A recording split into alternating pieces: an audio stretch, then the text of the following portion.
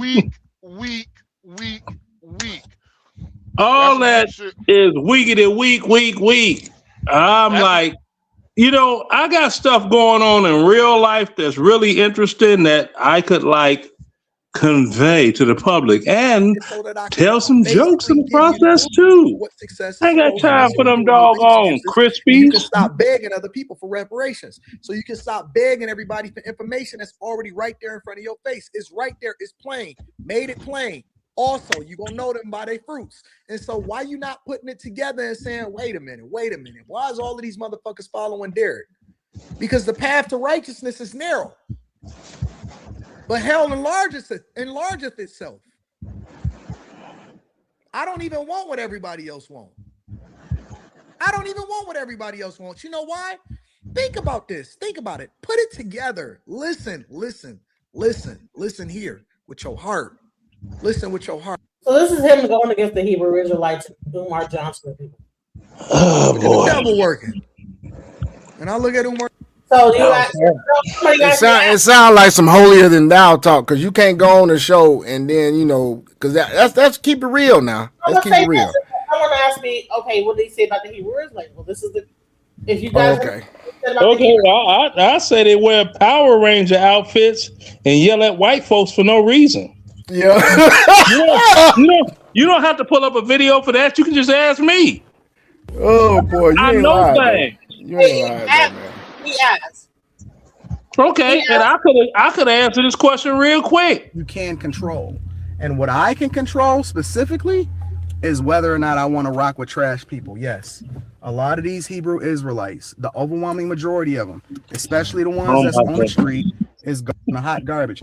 You know, the one thing that bothered me the most about that interaction with them is that they had a young kid with them. And they were training this young kid with them. First the young kid wanted to walk up to me and, bring me whatever the little pamphlet and was trying to school me, and he couldn't do it. Like,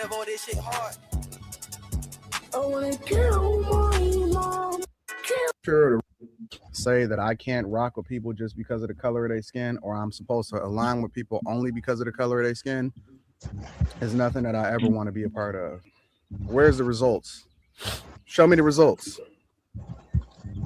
That's all I'm saying. This is a Timu version of Rick Ross. Man, get out of here. Okay, so someone said, "Hey, show me what he said about the Hebrew Israelites." That's what he said. He was like, "They're trash." Okay, the thing is, them Hebrew Israelites, they're a bunch of broke ass niggas that are mad at the government and everything else because they don't have what they want in this great country we live in, and they get bullhorns. They set up in the hood trying to build their numbers and yell at the occasional white folk walking around in downtown areas. You know where you won't see them?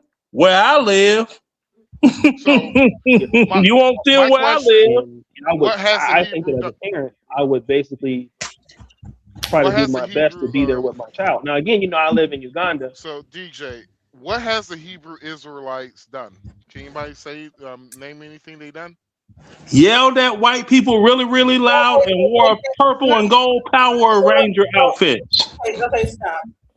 The actual Hebrew Israelites was started by Ben Amin. They have an actual, they moved from America to Israel to a place called Dimona, where right now they are continuing to live. There are different factions of Hebrew Israelites. You have the One West, you have the, what's it called, the DMS. You have different factions of Hebrew Israelites that all did different things. So, yeah. You have you got the Wu-Tang Clan, ain't nothing to fuck with. I'm sorry, man. You I asked you, what did the black people? What have the black exactly. What answer the question? What did they do? What have they done? I can't answer the question. They were able to get a bunch of people to leave America and move over to Israel. And when how many people? Really, a bunch? When you only have 1/3 of Black Americans actually have passports, and their largest group of movement members are from Chicago, where I grew up at. Talk to me quick. Don't talk to me slick. So my how many people? Because the passport bros probably have done more getting more people to move overseas than I'm telling you. All day long. I will give them that. Them $40 holler. So what did the who made me renew my passport? So what I got mine. What did they they got a bunch of black folks. They got 3,000 people to move to Demona to live a certain life. You know what Yeah. Yeah, that's a small amount of people. What about the starving kids across Europe? Really done that. The registration and passports went up to how much was it, Max? It went up like over 500,000 passports. Oh no! It's like a passport. It's 160. Okay, and this is where I hit them at, right? When they talking all they whoop de whoop, like we say in Chicago, they be on the whoop up the bam. You dig? I'll be like, hey, pimpin', what name appears on your passport? The one you made up or the one that you was born with? And do your passport say that you have dual citizenship? The ones that moved No, stop. You know what's on American sister? Do you have an American passport? I do. I'm talking about the people. Okay, what does it say on your American passport? Hey, okay. I just want to know. Does it say you black? Let me look at my passport right here. I don't know. You gotta look at it to figure it out. Oh, I got my passport in front of me right I don't think that it does not say black or anything else. It just says United States citizen. Yep, United States citizen. Damn sure does. That's all it says. It shows my sex. You're missing the part. Your sex, your birthday, the state where you. They went to Israel and they got dual citizenship in Israel. So now, as the so-called Israelites now, so they don't have American. Oh, so they got citizenship from Israel. Yeah. Stop smoking the crack. I don't like nobody. I mean, I don't say that to diss you, but hell to the. If you're not a doggone Jew, one of the white Jews trying to go to Israel to live out your final days or whatever your reason, they'll give you citizenship. They ain't giving no niggas no citizenship over there. They don't even want the doggone Africans coming over the border into Israel. I gotta say one thing only. Moving over to Demona is like moving to South Boston as a black person. I wouldn't know what that means, bro. You're gonna have to explain that to me. You have to understand what do you have going on for you over there? Oh, so that's like they have an entire town they made over there. So now that's like moving to the SWATs of Riverdale, basically. So it's basically it's me leaving Georgia going to Arkansas. Gotcha, brother. There you to go. A sundown town. To a sundown town. Oh, that's like going to Hazelhurst, nigga. And then it's like this. Moving to Hazelhurst. You have to imagine the cars blowing up and stuff like that. Like, come on, man. Bainbridge, Georgia. Now, with the passport game, yeah, you could get dual citizenship all day long, but if they so pissed off with the United States and Israel's supposed to be their homeland, which really 1942 or was it 48 that 48 that land was occupied and given to them by the British and Americans during the post-war era, if I'm not mistaken, because you only got a high school diploma now. Why they don't relinquish their American citizenship? Why all these niggas go someplace else and don't relinquish their American citizenship if they hate America so much? Because they ain't gonna do it. Talk to me quick. Don't talk to me quick now. At the end of the day, that they become Israeli citizens over in Demona, like right now. What are you talking about? Like, I asked a simple question: why do they not relinquish their American citizenship like Tina Turner did when she became a Switzerland? That went over to Israel and became Israeli citizens. Exactly. Tina Turner went to Switzerland and became a Swiss whatchamacallit citizen, and she relinquished her American citizenship and let it go. So did Josephine Baker. She went to France. She became a French citizen. Hold on, sister. No. You said, what is the people in Demona if they did not, they did give up their America. They became citizens of Israel. Sir, there are still some people that have not, but a lot of them did become citizens. I didn't even ask that question, sister. I asked, why do these people I know not? why. Why do they not relinquish their American citizenship? It's because if I give you an example, please do. They said if I go to another country I visit and they said my black ass can't come back to the United States of America, I will be extremely sad. Actually, nigga, I might start fighting niggas. Fuck it. Well, the thing is this: if you relinquish your American citizenship and everything that goes with these different like wars, proxy wars here, there, everywhere, you can't get doggone evacuated back to the United States. I'm an American. No, you ain't. You doggone Yugoslavian. You a legal immigrant now, boy. Thank you. You can't come back. If they said my black ass can't come back to the United States, I'm hopping the goddamn border, nigga. I'll swim this. Exactly. It don't matter if you was born. It don't matter if you was born and raised in Compton. I create me a goddamn boat out of fucking coconuts and swim back to this bitch. You think you can't? There you go. Fucker, hell no, nigga. Shit, my you big think ass. You think I'm leaving the land of milk and honey? Shit, I'll be out there swimming. I'll be out there swimming. These white folks looking at me, be like, "Oh my God, it's a humpback whale season, baby." Look. But you do know, like, they do get some type of advantages, so they could always come back here. They could always come back here. Apply for WIC and say, hey, they're working and they're studying Torah. Okay, look, we understand. We understand that, but if the climate that it is now, I know you bring your doggone relinquished your American citizenship ass back to the United States. The State Department know that already. No, nigga. You was already here. You was already here.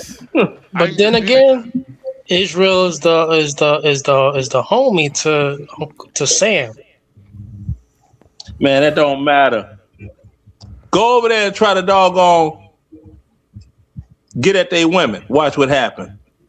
I know. You see that? It's just like most deaths the good old United States. You can do some heave humping. I've done it. It's like most Def said. He had said on his album. He said on his album on his song called Mr. Nigga. He said world nigga law. There's a world nigga law everywhere.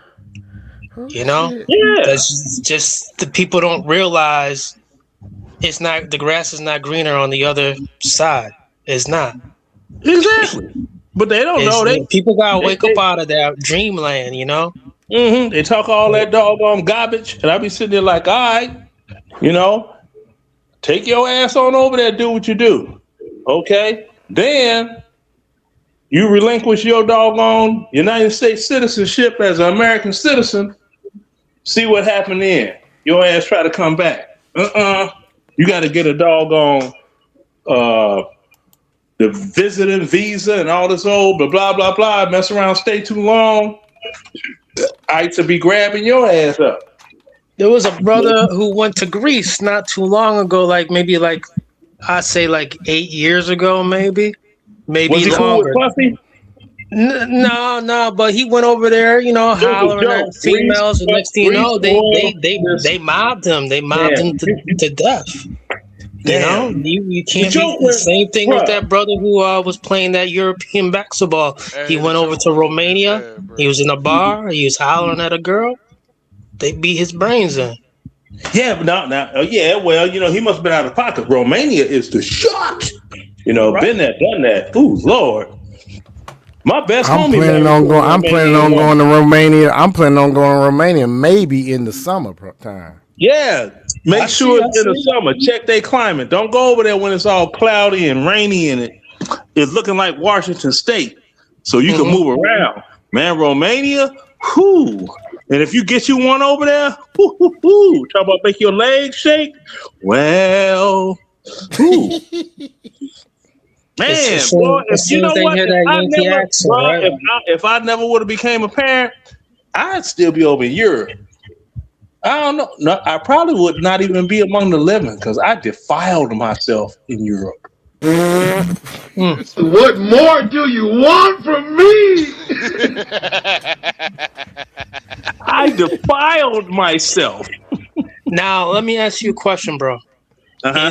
Is it really about the American money, or is it about your American accent that really get them? It's about you as an American. It ain't got nothing to do with the woman, the money, and the women don't even want to come to the United States. They're like, Americans, they're rude people. They're loud, obnoxious, rude. It's quiet here. My girl says the same thing. She's damn. Okay, hey, see that? Look at that. See, I ain't lied a lot. I got a cosigner and didn't know I had one. The only reason why she wants to come to the United States more often is just to see me, but she really doesn't. Yeah, and visit. Thanks for your service again, Unc. I forgot to say that earlier, bro. It's all good. Cause I tell you, it's the one that got away with me, Catalina. That's how you say her name, Catalina. Man, they say you served in the Salvation Army in the chat.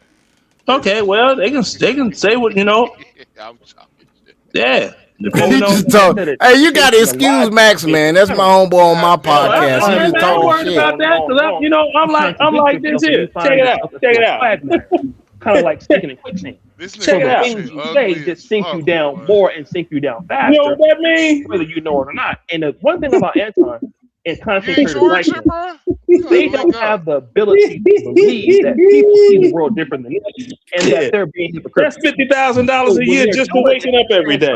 They don't realize that what they're saying didn't match up to what they said yesterday or the day before or the last week or 3 weeks before. They don't believe that you have the ability because they feel like everybody else is so stupid. They don't believe that exists. And then again, once that happens, their channel doesn't go down right away, but what happens is you just people start putting doubt into their followers' eyes. And so let's say, for example, what you're doing right now with exposing some of the stuff. Okay. Somebody would say, okay, in 2026, Freezy, you hate me, right? Mm-hmm. But here's the problem. If Anton Daniels has a situation again in 3 months, somebody will go back and look at what you said, and they will use your framework to say, okay, this looks similar to what I heard before. Right. And then Anton Daniels has another incident like that. They go back and look at you again and say, okay, so he is doing exactly what Freezy talked about when I didn't believe it. So then as time goes on, those followers that were supporting him will start to then move away from him. And then it's hard to keep building up an audience with people as you're trying to be polarizing, because number one, you can only be polarizing for so long until it just evens out and it don't have that effect. And then number two, people start to look at you and look at what you said, and they look at what your naysayers have said before, and they start to examine it. So then you'll still have a lot of subscribers, but then you start getting less views. And if you look at Anton Daniels' channel, he doesn't get as many views as before because what happens is the numbers are there, but the people are starting to now change their position because of how he's acting. And they're starting to evaluate what these people like. They don't know him. They come up and see a video. At first, they say it's hating, and then they start to see these clips. Is that him in the clip? That is him in the clip. Yes. Is that him saying he's Christian? Yes. Okay, well, then why is he acting contrary to what he's talking about? And over time, they just kind of die out. Sorry for the long talk. No, because you're cooking, bro. You are cooking, man. You are cooking. So essentially, you're saying that people start that bell pepper nose on O'Shea cooking too. Repetitive contradictions. And here's the thing, though, O'Shea. Do you think people like Anton, and you named other examples and stuff?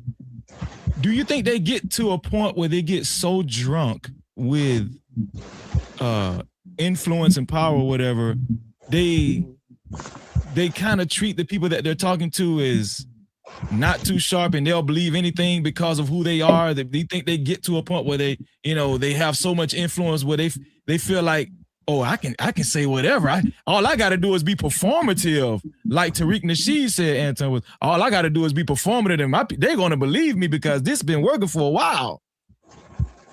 Yes, let me answer that. That's a very good question because number one, I want to say that Anton Daniels is a very hard working creator. Yes, I agree. He's I would say he's a better like YouTube personality than me. I would definitely say that. Mm-hmm. That's up to somebody's decision if they believe it. I don't know about that. But you go ahead. But he definitely is more successful on the platform. So then I would say he's better. I would say that. But here is like something about Anton. A person like Anton has a strong offline presence, and so when you look at Anton, he is going to be able to go to Corey Holcomb's show. He will go to Fox News. He'll have Charleston White. So, he's going to be out there networking and putting himself out there. And he'll show up on Dr. Phil and things like that. So, as a YouTuber, the more you're offline doing things, the more searchable you are. So, with somebody like Anton Daniels, because they've been on Fox News, because they have been with, like I say, its own site, the Shade Room, that Dr. increases Phil. your offline presence. Yeah. Most YouTubers and this is what happens when you're a person that's polarizing, because you go to like Instagram, the Shade Room, its own site, you get posted on there because you're saying something polarizing. It's not like you're saying something because you're good, but you're saying something because you're polarizing. So, because Anton Daniels has an offline presence, once he comes on and do his videos, he will get more views. And if you look at some of his titles, they're extraordinarily long. I wouldn't recommend those titles and thumbnails to do very well. However, people will look at him and say, oh, he's getting to the bag, he's successful. But what they're not looking at is all of the time Anton Daniels spends offline, going to Jason Whitlock. And that helps you on YouTube. It helps you on YouTube when you have an offline presence. This is one of the reasons why Corey Holcomb has less subscribers than Anton Daniels, but Corey Holcomb will have 20,000 people in the chat, and Anton will have 2,000. Yeah, his viewership is strong. Yeah. Because Corey Holcomb is bigger than me and Anton Daniels combined in real life. Gotcha. Because Corey Holcomb has a strong offline presence. People will go and pay to see Corey Holcomb. Tariq Nasheed is the same way. He is actually bigger than me because Tariq Nasheed has a stronger offline presence. That's why he can raise $1 million and I can't on the platform. So you can't mix up subscribers with having a strong offline presence. Now, I'm saying it to say this. When you look at Anton's numbers, people will think that, okay, I could be, polarizing like Anton, but they're not looking at the other side of what makes Anton about pocket watching, which is, he works really hard, and then he also does a lot of offline networking that puts him in the algorithm, not only on YouTube, but all across social media. Right. So you can look at that and say, yeah, okay, I can see what he's doing, and I want to do that. But that does not mean that you need to be successful. Most content creators like myself that have been in the game a decade or whatever, yes, you have times when you're polarizing, but to stay in this business, you need to be number one in your niche. You have to reinvest, and then you ultimately have to be good, and then you have to give people what they want to see, and then you also have to have unique commentary that makes you different from other content creators. But most creators don't want to do that. They would rather be polarizing, and being polarizing only lasts so long. Yeah. I agree with you on that, and I think that I think Anton is a hustler. I think he thinks his way through. I think he does work very hard, right? And when he's talking on his live streams and stuff, one thing I did notice about Anton, he's very quick-witted. Like he thinks fast. He's like he reminds me of I don't want to say he's Bill Maher, but somebody who's really fast on their feet, and they can convince you really fast, on the whim. I don't know if I'm saying it right because I don't want to say he's a con. Do you understand what I'm saying, O'Shea? Like, listen, if you're watching, make sure you hit that like button and make sure you subscribe. It's very important. Subscribe and hit the notification bell. We got O'Shea Jackson on O'Shea's YouTube channel. O'Shea's YouTube channel, honestly, outside of Michael B. Jordan, the most his most watched views so far in the last month, outside of the Michael B. Jordan video, has been him talking about Antoine Daniels and Corey Holcomb. See, and now you know what? Now to the adults in the room. Now this is what's going to be funny. All of these doggone YouTubers, and this is what they do, and this and that. They don't put 12% into. They don't pay 12% of their earnings into Social Security like they should. So this YouTube thing is going to play out. I mean, this is short-lived. Stuff replaced stuff. Remember, MySpace was all that, and then Facebook wiped them out. So it's going to happen within a decade, and they're going to end up hitting 60. And now what do you have? Do you have a pension? That means no. Do you have Social Security benefits coming? No. So what are you going to do for the rest of your life with no fixed income whatsoever? See, I would think depends that if they invest in Google's going to be around for a while. No. You know what? Going to be around for a while. Black folk always Mutual talking funds, about IULs. investing and this and the that and the third, and all of this is talk. Because no one's showing receipts on how to do it. But they say that they are. Like all these people that say they business owners and they're on YouTube all day, every day. Okay, anyone that owns a business, knows somebody that owns a business, or tried to own a business themselves, they understand one thing. You have to be boots on ground to ensure everything is going right. You don't just sit back and all of this. And then if you're talking about paying employees, okay, who's your doggone paymaster use to do the taxes and stuff on these people? They don't ever talk about that. They don't say, well, you know, I use ADP, and ADP, you got to pay them, you know, for giving your... What's that, the pay scale? ADP, right? No, that's not the pay scale. That's organization.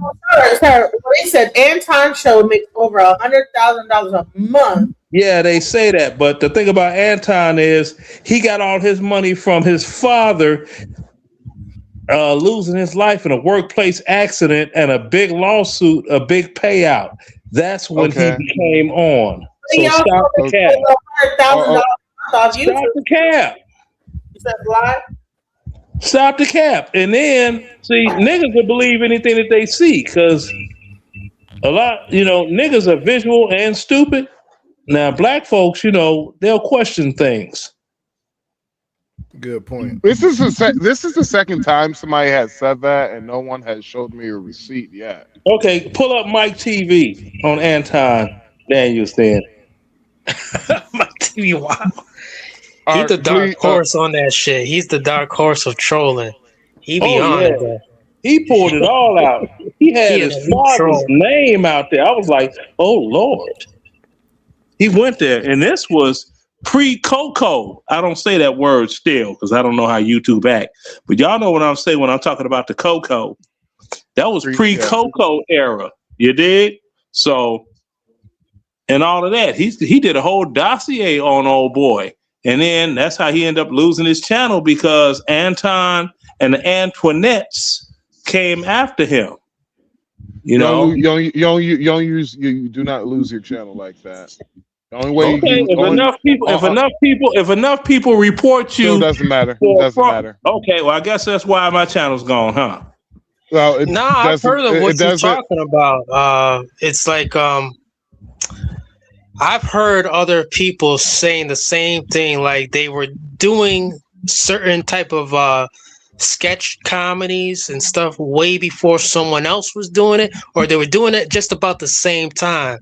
But the only difference is they didn't understand YouTube and the flagging as much, and the other person skyrocketed. I made a lot of money. I made a lot of money off YouTube before they started putting the copyright ban on music, because I used to DJ on YouTube and I made a nice piece of change. Now, when did you start DJing on YouTube? As soon as I discovered StreamYard and I patched it into my mix board, and so like 10 years ago. not 10 years ago. No, it had to be about, was it? Wait, just 2026?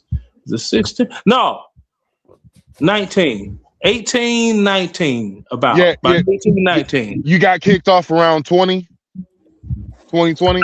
I can't remember when they kicked me off because my Facebook and Instagram and YouTube got deleted like within a week. All three of them got wiped out. Because if it was around that time, you got purged like I got purged because I had over 100,000 followers on TikTok. I lost my whole team. I had like over 20 million views and all types of.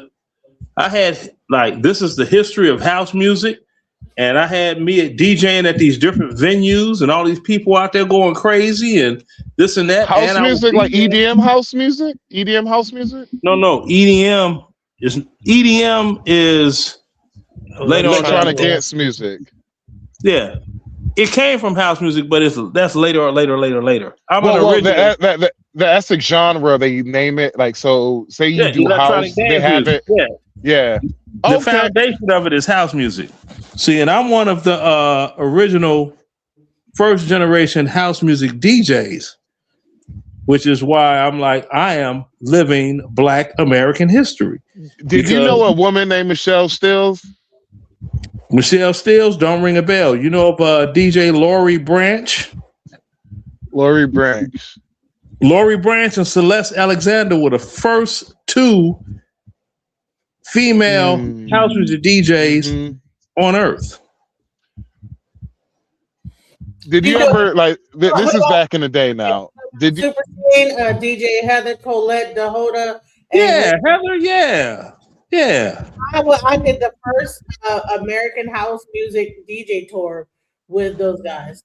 Yeah, with Heather, because you had Kevin Saunderson used to come from Detroit to Chicago to 16th and Indiana to the Music Box, and that's how he was getting his feel. I met you before. I've been trying to figure out where the hell I met you at. I know I met you before. Okay. I'm trying to figure. Yeah, that's the reason why I asked you that question, because my auntie was the one that got me into like house music and shit. Yeah. Okay. And so house music anomaly. I know, like Sam the Man Burns. I had a residency. You know Sam Burns? Yes, I had a residency. Oh shit! Damn, did I cuss? Yeah, I did. Damn, see, I got excited. Sam the Man. You've been cussing this whole time now.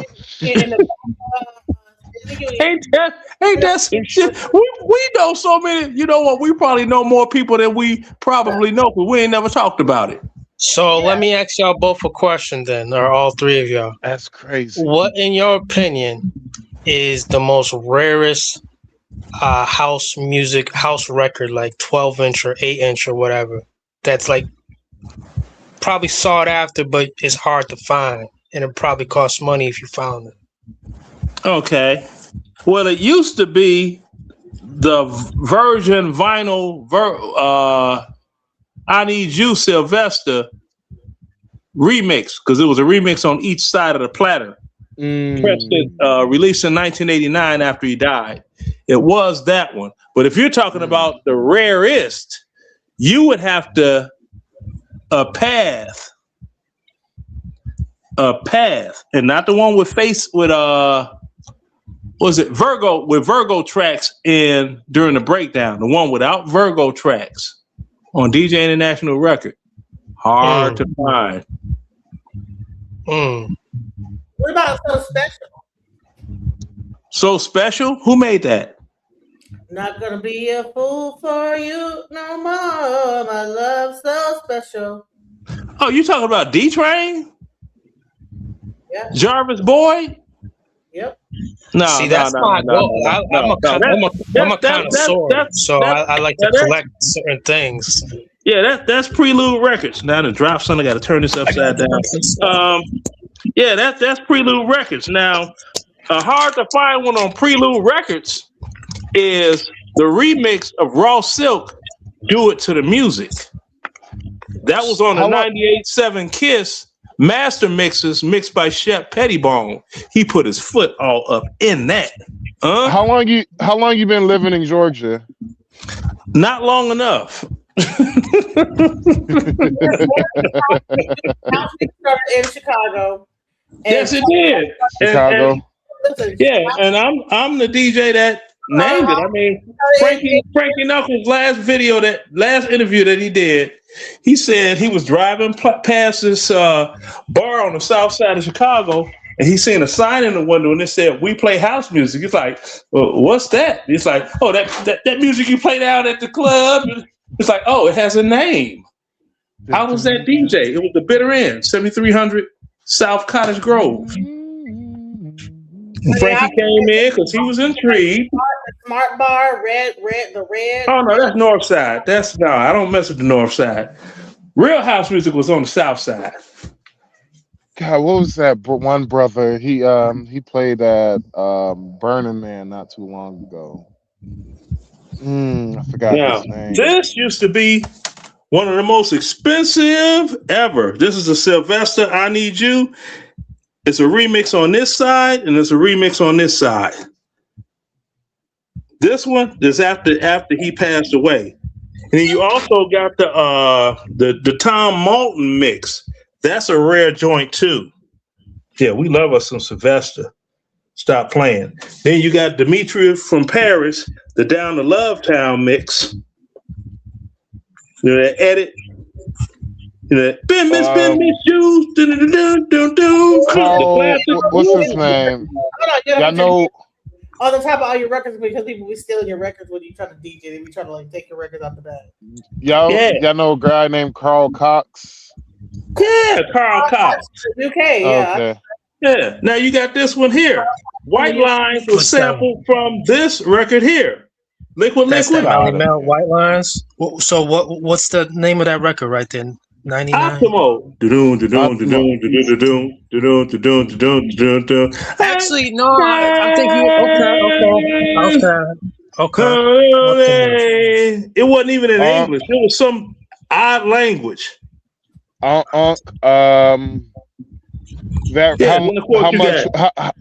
will you let go? How much will you let go of that record you just had in your hand? I won't. I have so many memories with this. It's nothing like holding this up. Now with this Karen Silver, right? Mm-hmm. Nobody else. Well, nobody else. This one here. It sounds like "Try It Out"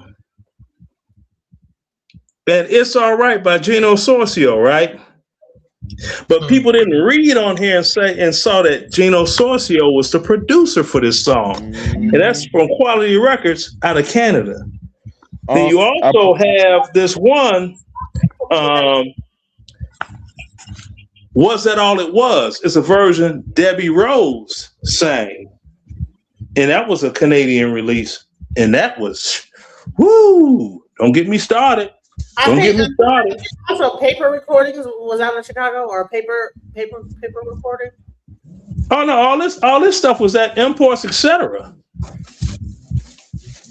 All of this stuff. This music was available. Trax Record. So, what made you want to hold on to it? By the way, and like long term, because I was playing it all over the world and using it.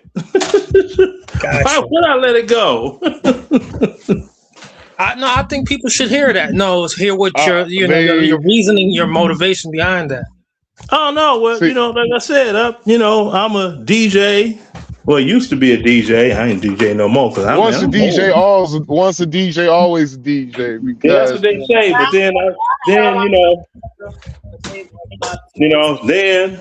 I became an author. They get all egotistical with the shit. I said, I just wrote down everything I know and put it in a book, and it's on Amazon from the root to the fruit of house music. And I know, man, this shit is crazy. I know you. I don't know where. I know you somewhere, brother. I'm trying to because I never really took a look at your face until I paid attention what you look like until now. I'm like, yo. Okay, where are you from? Well, partying wise, where did you party at? I might be. I party everywhere, brother. Like when I say everywhere, yeah, shoot, I used to party in New York, used to party in Detroit, Chicago.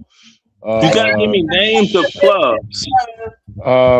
Shit, clubs. Now you could X off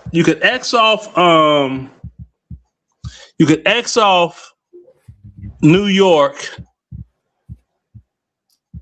You know, you can X them off. You used to do festivals? And Detroit, you can X them off. Now, the only festival I ever played for was the Chosen Few DJs Festival in Chicago, which is the largest house music event. It used to be the largest house music event in the United States. And also, it was a black event. So, Mr. Leonard, what you were a full-grown man at this time when you got into it? No, we were teenagers, man. Okay, so how was the elders, like the adults, towards that? Oh, they you know, the adults, they didn't care what we were doing. You know, we were teenagers. We were the clean cut kids. We were the ones that were wearing Izard shirts, polo shirts, straight leg Levi's, penny loafers, Argyle socks, looking like the Archie characters.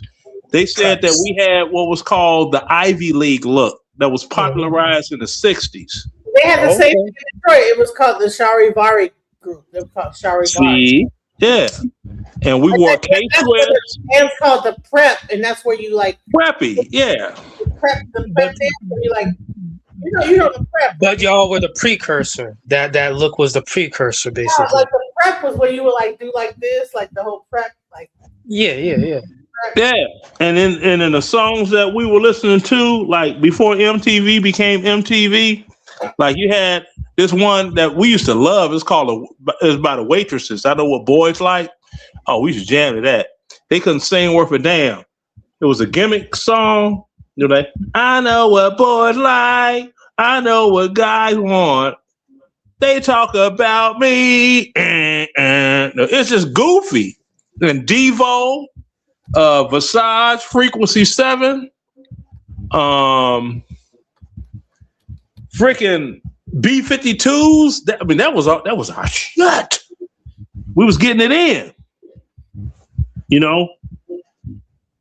So, and the police would see a bunch of us walking down the street, and they didn't even mess with us. They knew the type of party we was going to because the thugs and the gangbangers were going to other type of parties. And they wore different clothes. They wore pleated baggies, hard bottom shoes, you know, called 40s, or Stacy Adam wingtip shoes with that gangster look and this and that. Had finger wave with a 6-point star, 5-point star spray painted in their hair, which signified which gang they was in, you know. So the police knew what they were dealing with. They knew where we was going. We was going to someplace, you know. Yeah. You ever meet Mr. T? Mr. T? No. Okay. Never met Mr. T. Really wasn't interested in Mr. T. He was security at this club on the north side. I'm trying to remember what club was that. Was it the Lime? No, it wasn't the Limelight.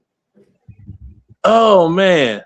Because he was known for, they had a punch thing. You could check the poundage. He had like a 325 pound like punch when he hit. And he was what club was that? See, now I gotta Google. I can't remember. It's on the tip of my tongue. Here tonight. What club in Chicago was Mr. T a bouncer at?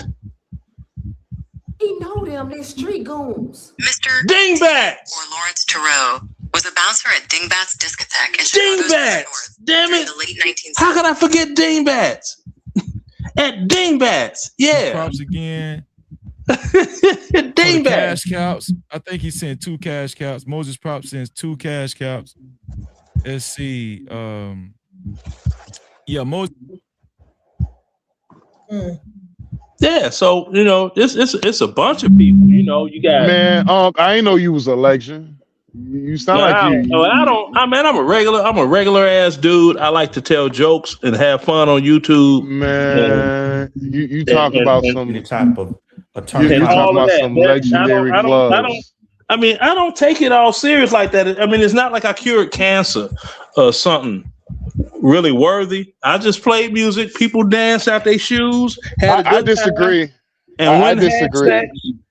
They went and had sex and a good time. We all did, The and that's just night how we roll. the night I was I remember the night that I was going to take my life and shit. My homeboy he brought me to a club, and it was just the DJ was mad cool and all that, and you know long story short, you know, like the DJ showed us around the whole entire. He basically we just all went kind of joyriding around the city. He took us to a couple of after party club, like you know, after parties and everything like that. So, in my opinion, you're not just a DJ because there's probably about two motherfuckers that probably have like some form of, you know, like some form of experience that I was going through with, you No, know. no, yeah. Well, you got some bad boys that was up in Detroit at the DMF. My boy, rest in peace, Paul Johnson. Well, he's a bad boy. Huh? Paul Johnson died? Paul Johnson been dead. Wait, when he died? Years ago. Like how long? Years. Oh man, let me look it up because it was a minute ago. He was in a wheelchair, but I Paul didn't know. Johnson. Who else didn't die? Years ago. DJ Paul Johnson. 2021. Oh my God! You know, I've been so out of touch with the house community. Yeah, 2021. You had the dude that made, I can't remember his name. Follow me, follow me. He died. He died. Oh man. Then you got in the beginning there was House and Jack, and Jack had a groove, and the groove was he dead. Not Green Velvet died. Green He Velvet. dead, and No, stop. Green Velvet, Casual Records died. Green no, Velvet. I'm talking about Green Velvet. The dude that made the acapella in the beginning. Oh, the actual preacher. I said, oh shit, the preacher. Yeah. So then you got Green Velvet died. Ron Carroll. Ron Carroll died. What? Ron Carroll died. Ron Carroll's dead. Mm-hmm. Oh my God. Yeah. You had E5. He dead. Eric Mosley. Yeah, him too. Who else? Lee Collins. Lee Collins is dead. He was one of Sawdall's dudes. Yeah, he's dead. Glenn Underground, he's still alive. Glenn Underground is still alive, yeah, but he need to get his health together. Boo Williams, oh Lord, he really looks like he may not make it to the spring. Stop it. He lose weight. Jesse Saunders can finally walk kind of on his own power after that massive second stroke he had when I told him, don't come to the Chosen Few picnic. Follow the therapy and get better. That picnic gonna be there, bruh. Have you ever heard of Pretty Lights? Say again. Marshall Jefferson, Pretty Lights. Saunderson, Marshall Jefferson. Oh, Marshall was good. Marshall's good. He's still doing his thing. Steve still curly? Steve is cool. Yeah, Steve is good. Shoot. He got the money, so he probably. Yeah, Steve killed the game. Steve was getting like $10,000 a remix. He's the only one that really, really made money. Then you got Farley, and Farley looking crazy as ever. But you know, I mean, that's just his thing with the mohawk and the what about weird. Jerron Jackson? What's something Jerron Jackson or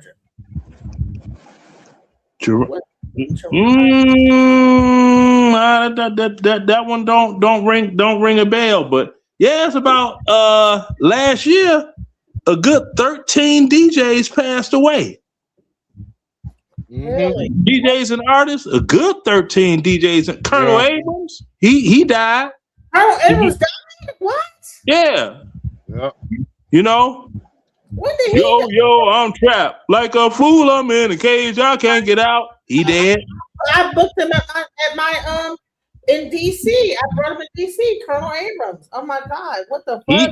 He died. Man. You've been out the loop. It's a bunch of people that the doggone died since Frankie died. No, Green Velvet, he's still alive though. Green Velvet is still alive. Green Velvet, still alive. He's still alive. I ain't saying about Green Velvet. Yeah. he getting up there, but he's still alive. I thought you said Green Velvet died. I was about to be like, no. I was I forgot my man's name. What about Bad Boy Bill? The Bad Boy Bill. In the beginning, there was Jack, and Jack had a groove. I forgot his name. Jack Frost and what was this guy's name? I'm trying to see. This may not even be right here. This don't look right to me. It said Julian something.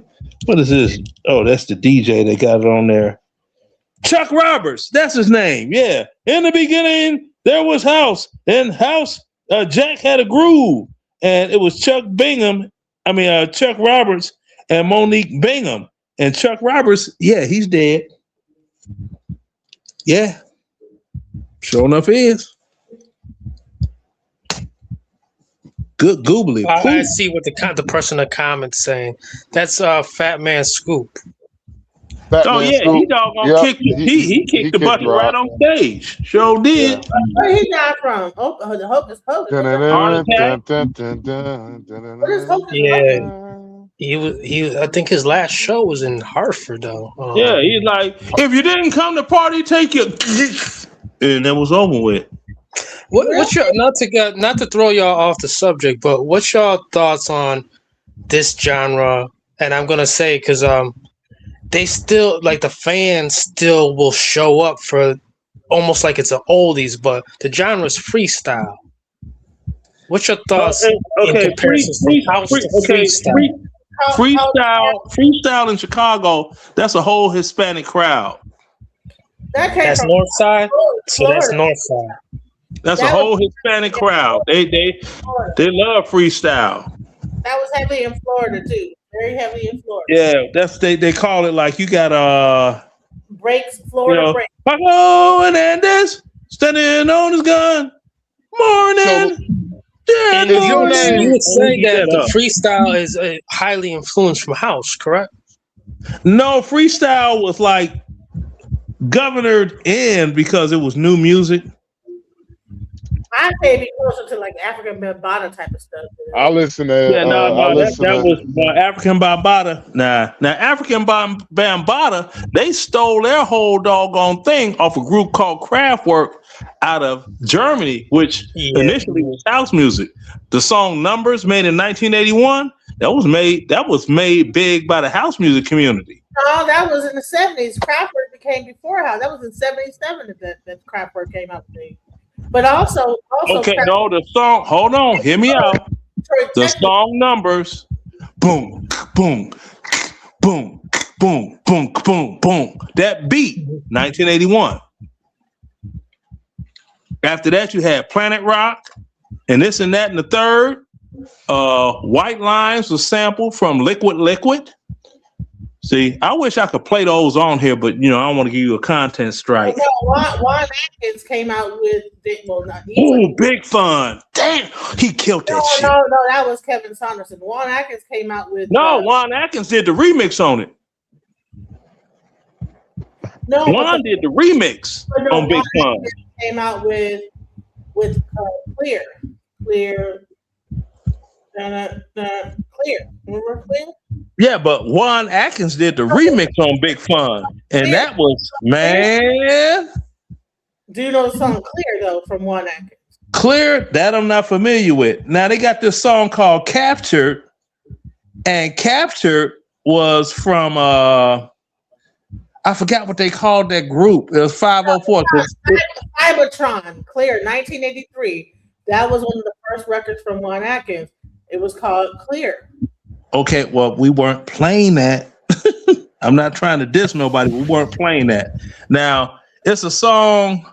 You know what? I'm gonna play a little bit of it. You probably I can't play. I ain't gonna get a strike, but just so you can know what I'm talking about.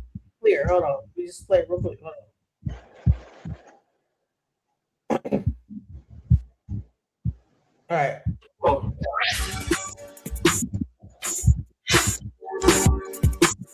We weren't playing that. Yeah, we weren't playing that. That's 1983 Detroit. Texas. Yeah, we weren't playing that. That was too much like Debbie Deb when I hear music. We weren't playing that. Yeah, that's more like Revenge of the Nerds to me. I'm playing it really fast. What years is that? That's 1983. I thought you said 73. Okay, now we want. That almost got that Mantronics. Exactly. That sounds like Mantronics. Who No, that is Baby Got Back. That's your Baby Got Back. That is right. But what I'm saying, we weren't playing that. Shout out to Angie Stone, Mantronics. This is the song where Baby Got Back came from. They played this. This was the actual background to Baby Got Back. This song. Right? Oh, okay. Okay. From that Sir Mix-a-Lot. Yeah. Okay.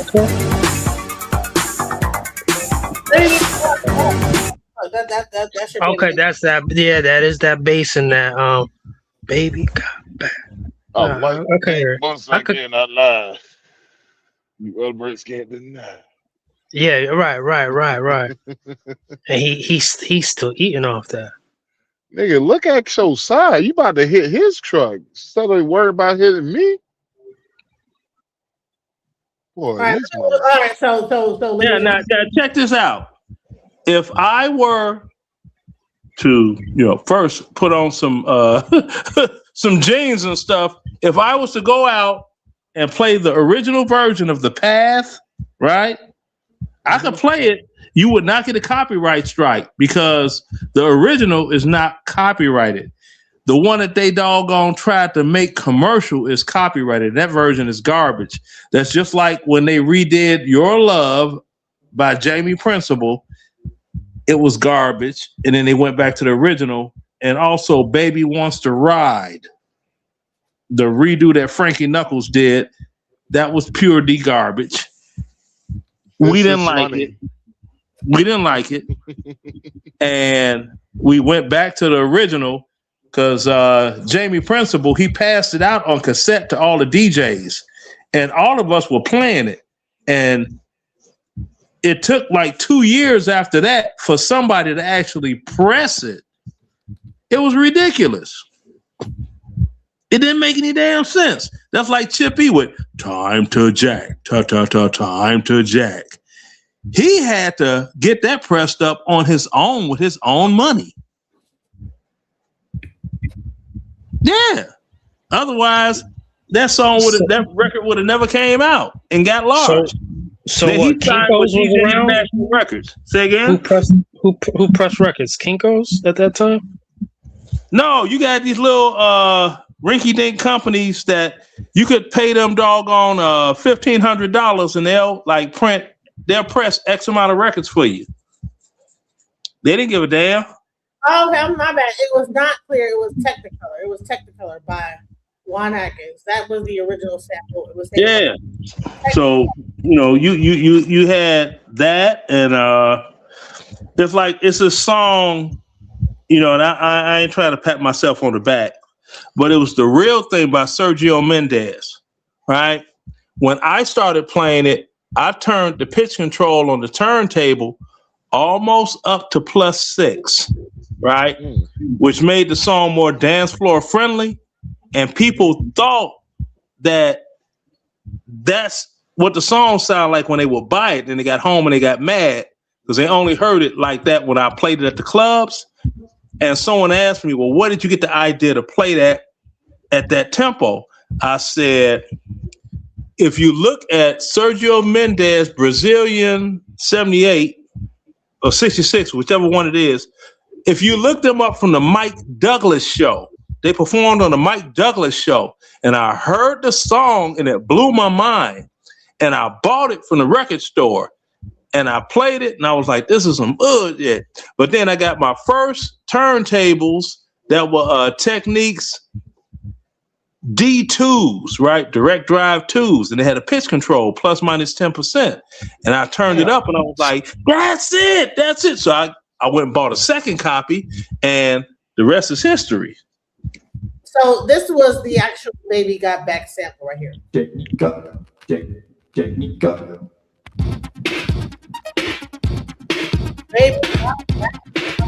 You hear numbers in the background?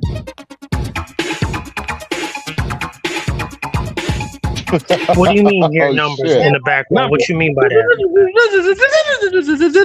Okay. You hear that craft work? Gotcha. Light, see the light. 1, 2. You don't hear numbers up in there by craft work? Yeah, they were all. There you go. Like they said, So that came from Germany. That was that Kraftwerk sound that actually influenced Detroit. Yeah, Kraftwerk came out in 1981. They had It's More Fun to Compute, and then they had Home Computer. Mm-hmm. And Home Computer went into this other song. It would jump up from 123 beats per minute to 130 beats per minute, and guys were using in DJ battles to throw your blend off. Steve Hurley tried that on me, but I was like, "Oh, really?" So I had numbers waiting because we were going song for song, and I threw that on. As soon as it picked up to a doggone 130, the beat came on, and I'm like, light, see the light. It's like, oh, hell no. He figured it out.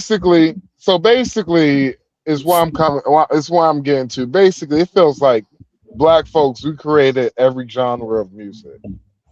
Black folks did, except classical. Techno, house, rock, even country music, everything. Yeah, country. It's just Beethoven was like black. Chuck Berry. Rock and roll is just the blues sped up. What is it, Chuck Berry? Yeah, that's the blues sped up. Mm-hmm. Then they started calling it doggone. That's when Jimi Hendrix went berserk. Mm-hmm. But he was coming back to reality with the band of Gypsies, though. He was coming back when he wasn't coming back to reality. Jimmy was gone. Coming slowly, yeah. Jimmy was gone. Jimmy was on Third Up with the Thundercats. He said he was a voodoo child. He wasn't playing. Right. So I stand out here on the mountain, tear down with the edge of my hands. So listen, I want to hear this thing. I'm talking real quick because I'm on. Oh, okay. Yes, all right. Let's hear the bullshit. Let's go. I have been grown for a long time. I'm 56 years old, ladies and gentlemen. I stand before my mother, who is watching this show, probably very concerned because I'm getting a million phone calls. I stand before my mother. I stand before Minister Farrakhan and the nation. I stand before Geno Jennings and his congregation. I stand before everybody. Damn, the Nation of Islam called him and Geno Jennings about the Anton Daniels. What? In America, who is trying to move upward in a positive manner. I want to say this about Corey Holcomb. I have never been able to punch any woman in my lifetime. Now, in 5th grade, I had a fight with a girl. She was a bully. She was bigger than me, and we had a fight like that. So I probably swung when I was in 5th grade. But I'm saying, real talk, I'm a comedian, so I try to be funny, but this is the truth. I have never punched a woman in my life. And all of the people who know me, who've been watching this show 15 years, 16 years, whatever, you have an idea of who I am. Because there's a lot of people who have no idea who I am, so I can imagine them saying whatever with the information that's been put out there about me. I can imagine them saying, Corey is this, Corey is that, but I just want to put that out there because there's a lot of people who don't know me, and I want to be able to say that for myself. And I thank God I have a platform to say that for myself, because I am going to talk about why this stuff is happening to me, how unfair it is for a conglomerate in media such as TMZ to launch this type of attack against a comedian with a YouTube page that I don't even get money like that for this page. But as I talked about before on my show, with things that happened with me and somebody who I allegedly did something like punched, this has all been talked about on my show. And I am telling you, I did not lie about anything, and I believe the truth is about to be shown that I did not lie about anything. And I'm bold enough to say this: I have reached a point in my life of maturity where I don't really like to lie about nothing. I feel stupid after I lie. I feel like an idiot after I lie, because I've been truly blessed to. Somebody said to me, like, a lot of guys been calling my phone, Corey, if you want to make it to your dreams and stuff like that, you got to do this. I'm like, I've already made it to my dreams. I could take care of I can send my mama money. Is this the most recent I got a place to stay. video, or is this people, old? Live right now. This is live right now. Supposed to have things like $1 million cars and all like that. I'll take it if I get it, but I got to get it the way that is righteous. So I'm just saying, all you people who think I'm trying to make it to my dreams, I've made it to my dreams. That's why you watching me right now. So listen, I have acquired help in my situation because my situation is crazy now. My reputation has been destroyed. I've never gone through anything like this. If you wanted to get me, let me tell you, you finally just do the part 2. The human part of bring them back on the show. Starting to show itself. I want to apologize to the people in Hartford, Connecticut this weekend, my first show Saturday. They thought something was wrong. Hartford Connect's an evil place. Remember what Dave Chappelle said. Because I was trying I agree with him. I was born in Hartford. No, you weren't. Yeah, Vine Street. I couldn't really see. Oh, okay. Yeah, so you from the North End. You from the North End. What was the back in the day? I used to live in W Squared. Hartford. Okay. Normally by then I collect. Damn, I all couldn't right. really sleep. I just kept, because I'm watching. Damn, everything is okay. happening to me. I'm like, yo, they saying what? Shit, we probably went to middle school together. So You from Connecticut? For the second show, I'm from Connecticut. I apologize to my people in Hartford. I'm just not born in the Hartford, but I do live right came and grabbed me over the bridge. I was nodded off in the chair and okay. I used to live in Bloomfield. Anything, and I put that medicine on my stomach. I didn't have no appetite because I was watching what's being said about me all over the goddamn internet and everything. TMZ, I can't beat TMZ. If TMZ say it, most people gonna believe it. So damn, small world though. I just want to let John Holly. That's a small world. It is a small world, DJ. I'm letting you know. I'm going to bring That's you out. That's a fucking small world for all that. What you really just said. What you did to me, and I can prove it. I can prove it. I just can't talk about the case right now, but I can prove what you've done to me with your friend Harvey Levin at TMZ. I can prove it, and I have a brother who I've acquired. A lawyer that I'm so grateful for. He's helped me in the past. And this dude, I just want to let y'all know, man, I don't get emotional about nothing, but I ain't never been under attack like this. Pause it, DJ. What you were saying? The thing with Anton Daniels has turned into a whole legal battle because now this other girl saying that he beat her up, and now it's a whole legal battle that has gone way beyond. Yeah, but see, the girl beat up thing is a year old. She's trying to she's smelling coins, so she's trying to bring it back. Yep. Bring it back, to today. Yeah, it's like what happens when sharks smell blood in the water, they're gonna swarm because, it's like I think we talked about this last time I was here. Don't get it twisted. If Antoine Daniels' daughter wake up tomorrow and it's like, I want to sue Corey Holcomb for what he did to me, he has a. There's already a lawsuit going on, and then this girl that came out with a lawsuit. Now he has 2 lawsuits. I had a conglomerate after. Yeah. When I got off my flight, that was delayed. Let me know when I can explain that lawsuit to you. Go ahead, explain it. Okay. Now check this out. When you got a lawsuit of the nature that Anton's trying to bring up as of his daughter, okay. First and foremost, you have to have psychological, appointments, this and that. It has to be an ongoing thing. You can't just, she was psychologically affected by this because at school we poured her out the same day.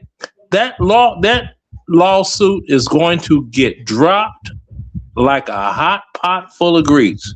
And I disagree. 18. I heard that she's 18. I think that she's not even minor. It's not so much her age. If you have to be able to prove that whatever someone verbally said to someone affected them in such a way to cause them so much trauma.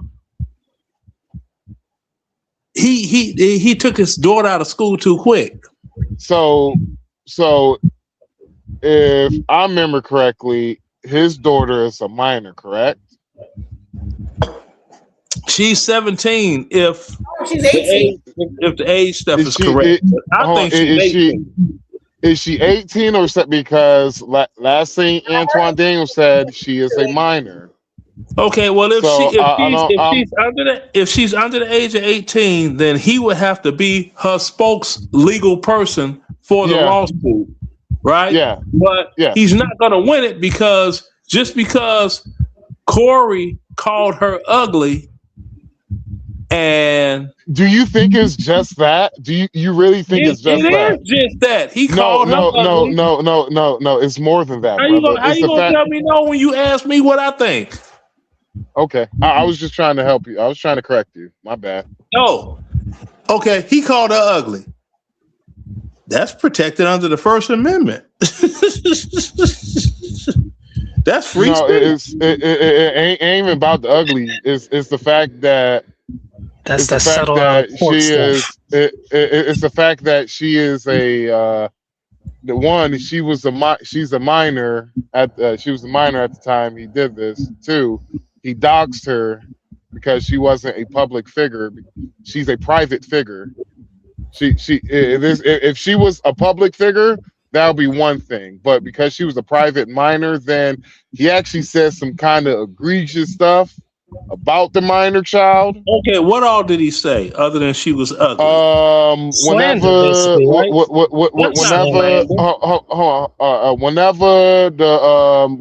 was talking about his wife now, but whenever them niggas get tired of messing with you, they're gonna come in and fuck with your daughter. Okay, I asked one simple question. What else did he say other than this child is ugly? Which he is, but I literally just said, I just told you one thing he just said. Whenever them niggas get tired of fucking with you. No, whenever the niggas get tired of fucking you, they're gonna be fucking with your daughter. Minor now. Okay. What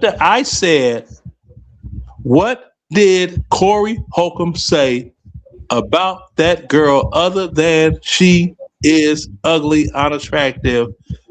Corey do not have any more female daughters because she's so ugly, she gonna be buying Kitty just like you doing. Outside of that, she gonna be buying now. If he is the fact that if he said that without showing. If he said that without showing a picture of her, there ain't no case. But the fact that he showed a picture of her, he basically doxed the man's daughter.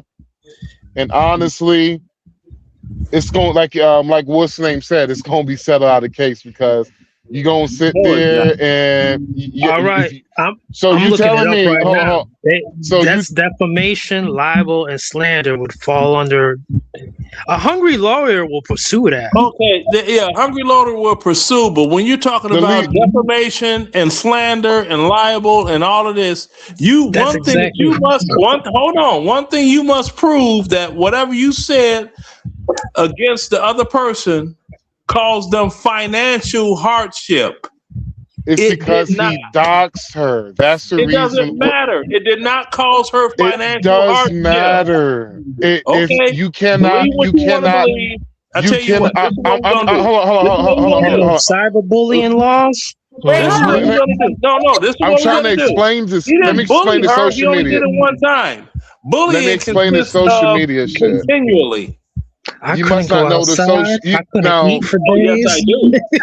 so How do you dox her? You tell her address or dox her how? Thank you. doxing her is because she's a private citizen.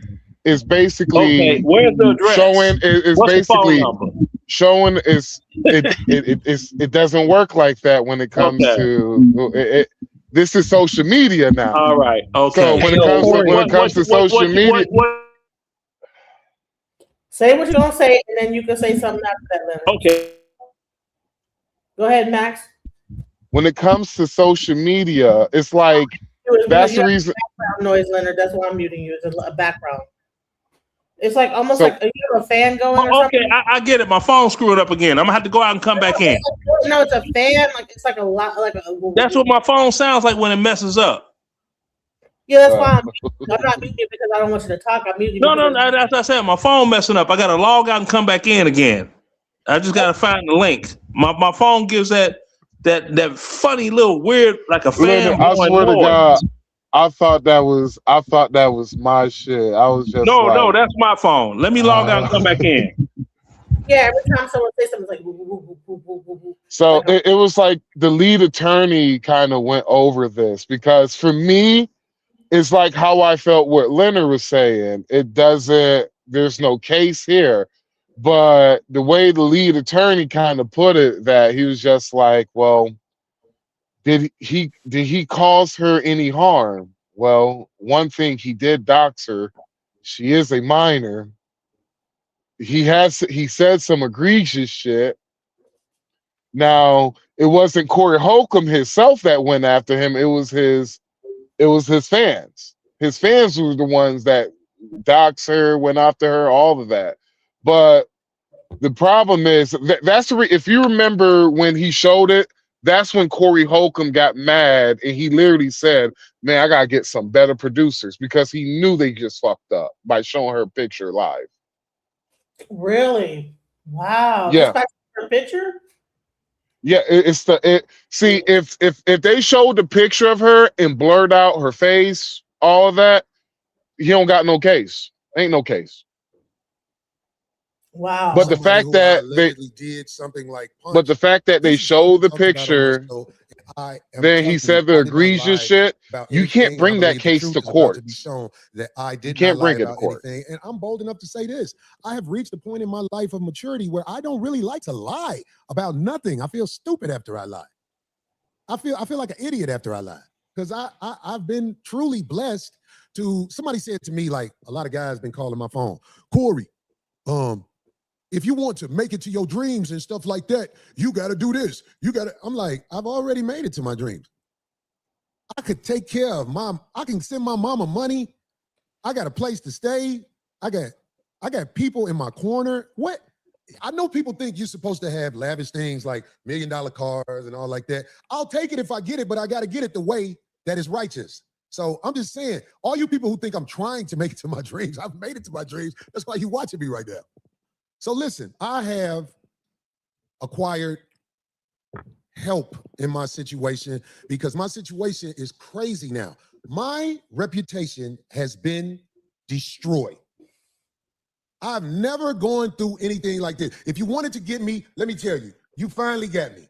Corey Holcomb, the human part of Corey Holcomb is starting to show itself. I want to apologize to the people in Hartford, Connecticut this weekend, my first show Saturday. They thought something was wrong with me. They thought one dude said, he on dope. Because I was trying to medicate myself with Bear aspirin. I had some ibuprofen. I had all kind of stuff in me because I couldn't really sleep because I'm watching what TMZ was doing to me. I really couldn't sleep. I caught the flight from LA to Hartford. Normally by then I collapsed. but I couldn't really sleep. I just kept, because I'm watching everything that's happening to me. I'm like, yo, they saying what? Okay, so when I was on stage for the second show on Saturday, I apologized to my people in Hartford, and I appreciate the way y'all was clapping when my friends, He must have went to Funny Bones. Foolish and Maurice came and grabbed me, because I was nodded off in the chair and threw up. Because I hadn't eaten anything. And I put that medicine on my stomach. I didn't have no appetite because I was watching what's being said about me all over the goddamn internet and everything. TMZ, I can't beat TMZ. If TMZ say it, most people gonna believe it. So he threw up. Sean Holly. Did you hear about in the dark trying to hide? I'm letting you know. I'm gonna bring you out. No, it's my first time hearing about all that, but I would know where he probably was going to Funny Bones for a couple nights.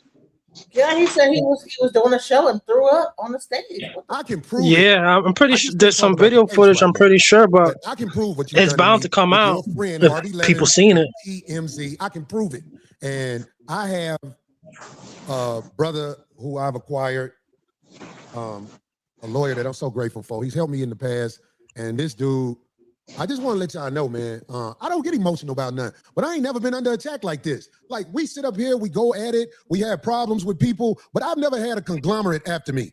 When I got off my flight that was delayed, it took me 9.5 hours to get from Detroit to LA because of the snow and everything.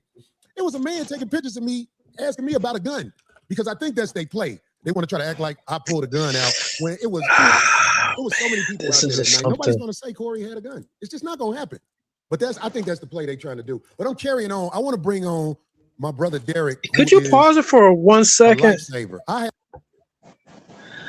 Dave Chappelle was saying something like this when he came to Hartford. I think it was around maybe 2017, maybe, and they trolled him off the stage, and he was like, gave this famous quote, Hartford's an evil place. But he was also saying that he believed that it could have been a little bit earlier than 2017, but he's also saying that basically he believed that Comedy Central had hired people to be in the crowd to troll him and heckle him. And I'm thinking, like, I don't know. You can pay for people to heckle you. I mean, there can be people to be in the crowd just to do that. So I'm just wondering what was going on with Corey, because he sounded like TMZ just showed up out the blue, all this stuff. Like, how did they know so quickly? Well, it was because I believe that somebody's been sitting on this video of Corey Holcomb for a while now, and they was waiting for the right time to. It's like they was waiting for the right time to release it. They literally was. Story about him beating that girl, but I never seen a video of it. There's a video out of him punching the girl. Yeah. Oh yeah. Y'all ain't see the video? No, I haven't. Yo, I haven't. I'm not in the loop like that with Corey Holcomb. Dude, okay. This is like a second lifeline, right? Yo, okay, so this you said, ma'am, I didn't hear you. He literally did punch this woman. I thought that maybe there was no. This accusation was out a long time ago.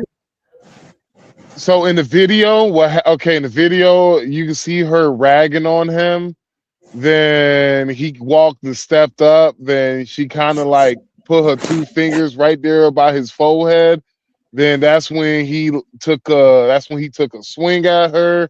He hit her. Then that's when another dude jumped in and started punching at Corey. Okay. Damn. Okay. I'm waiting on that video to come out. Now the bottom line is it's out. It's out. I could shit. Let me get the video for you. Okay, we'll get the video, put it in the back chat, and she'll be able to show that. But back to the doggone little girl. All right. School starts approximately 8 a.m. Right? 8 a.m. Now, the mother doesn't want to go to jail, probably most likely. Oh, he did punch her. This is the video He right here. mushed. Well, yeah, he punched her. That be considered. But he considers it a mush. Story is being flipped totally about the truth and what happened. That you hit him. That's what now I'm hearing is word on the street that I'm an attacker now or Why something. do you think he's saying that? He doesn't want to go to jail, probably most likely. I mean, it is an assault. Yeah. And at the same time. Yeah. Okay. Cool beans. Now with but you want to get up in Anton. Yeah. Now with the little girl. Okay. Because this happened, like how long ago this happened? Now she's coming out with her thing. What's the date of the video? Doesn't it show it on there? That is a year old. It is a year old. Okay. All right. So nobody called the police or nothing, huh? Made no police report. She actually there's a police report that was Damn. What happened? They try to make it go away. So there was a police report made,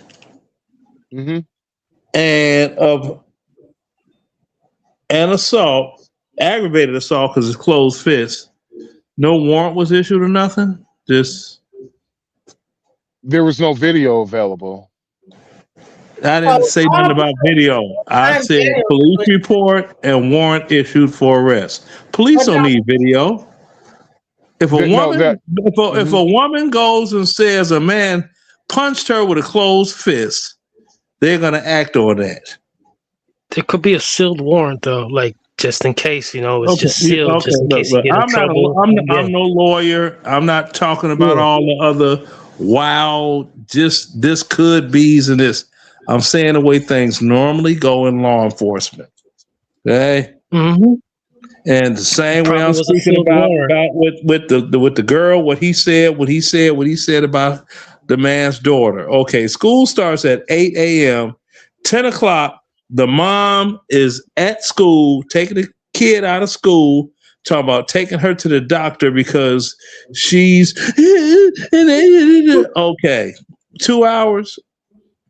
So if they try to use a 2-hour window, this caused her so much trauma and this and that. The first thing they're going to look into is, okay, did the school personnel identify the children that were bullying her about the video? Because you're going to say she saw this video and she was so distraught at school after seeing this video that she just could not stand being at school.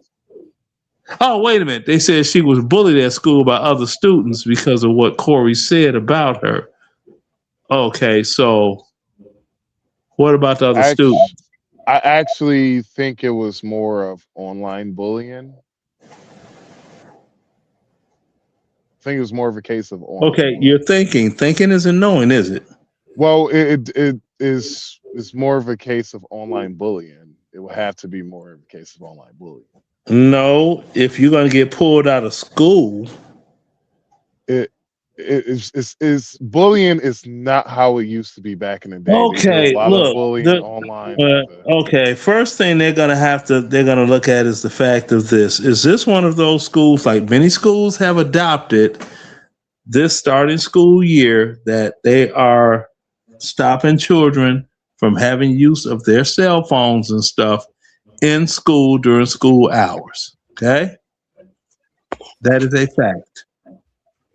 You have kids that are thoroughly upset over that. Still got internet. Because they're not paying attention in class because they're trying to look at TikTok or whatever the hell else they're trying to pay attention to online, and they're not paying attention to the classroom. She probably goes to a social justice school, all right? And they probably doing everything that you're saying that they probably are prohibiting at certain schools. I'm not talking about probabilities. I'm not talking about that at all. Definitely. This is what needs to happen. In about a year from now, this will be revisited. And if it's found that, he's held at no harm for what was said, and this and that, it's going to be a whole other topic of, well, they should have did this because of that, because people are in their feelings and they're not looking at the legalities. I'm just looking at the legalities. At And least that I know of. I basically gave you like a list of rundown with the legalities. Daughter, this woman came out and see, Corey Holcomb's a mean.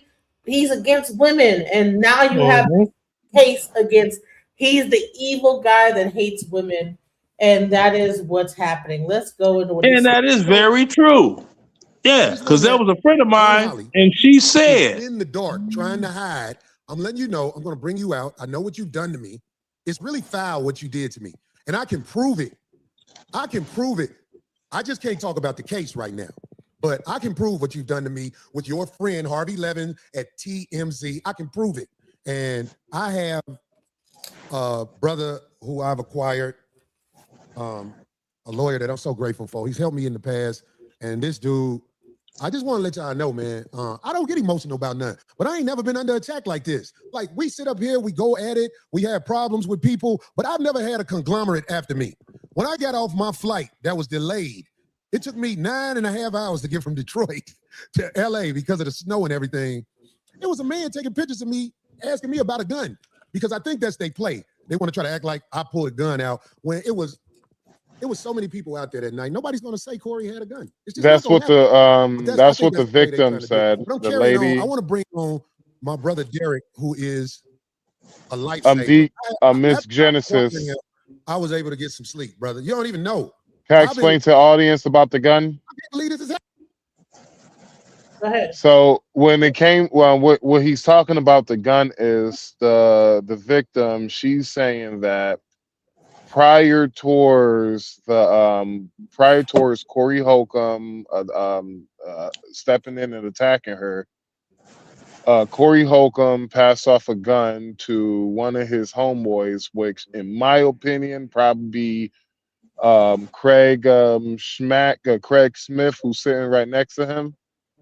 But that's basically what she said, that he passed the gun off to her. I mean, he passed the gun off to him. Then few seconds later, couple of seconds later, that's when he attacks her, yada yada yada. And so, but I don't know if that's true or not. But the reason why that it's been a delay.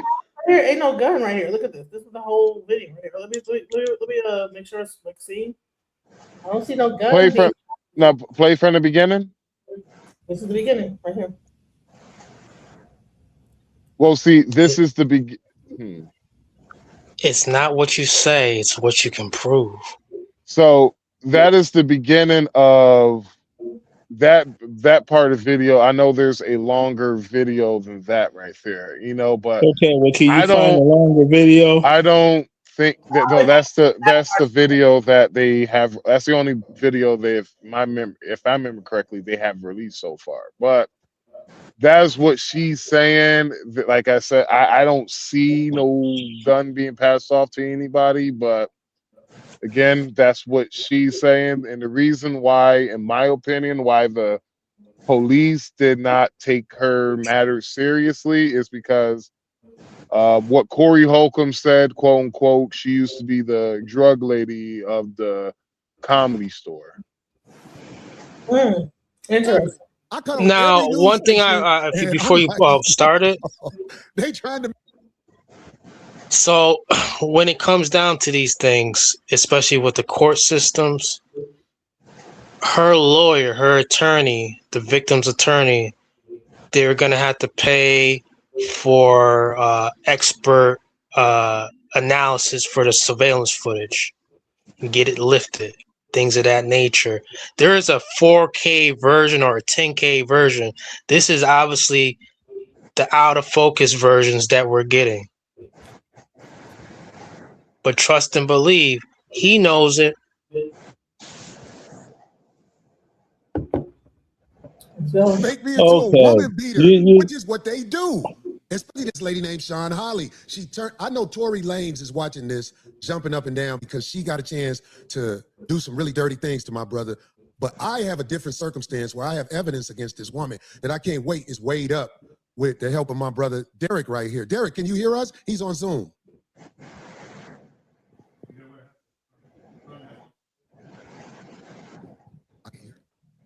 This is bad, people. If you ever catch yourself in a situation like Corey Holcomb is in, okay. Go ahead. If you ever in a situation what Corey Holcomb is in, don't do what he's doing now. Move in silence. Oh, don't talk about it on camera. Yeah, definitely.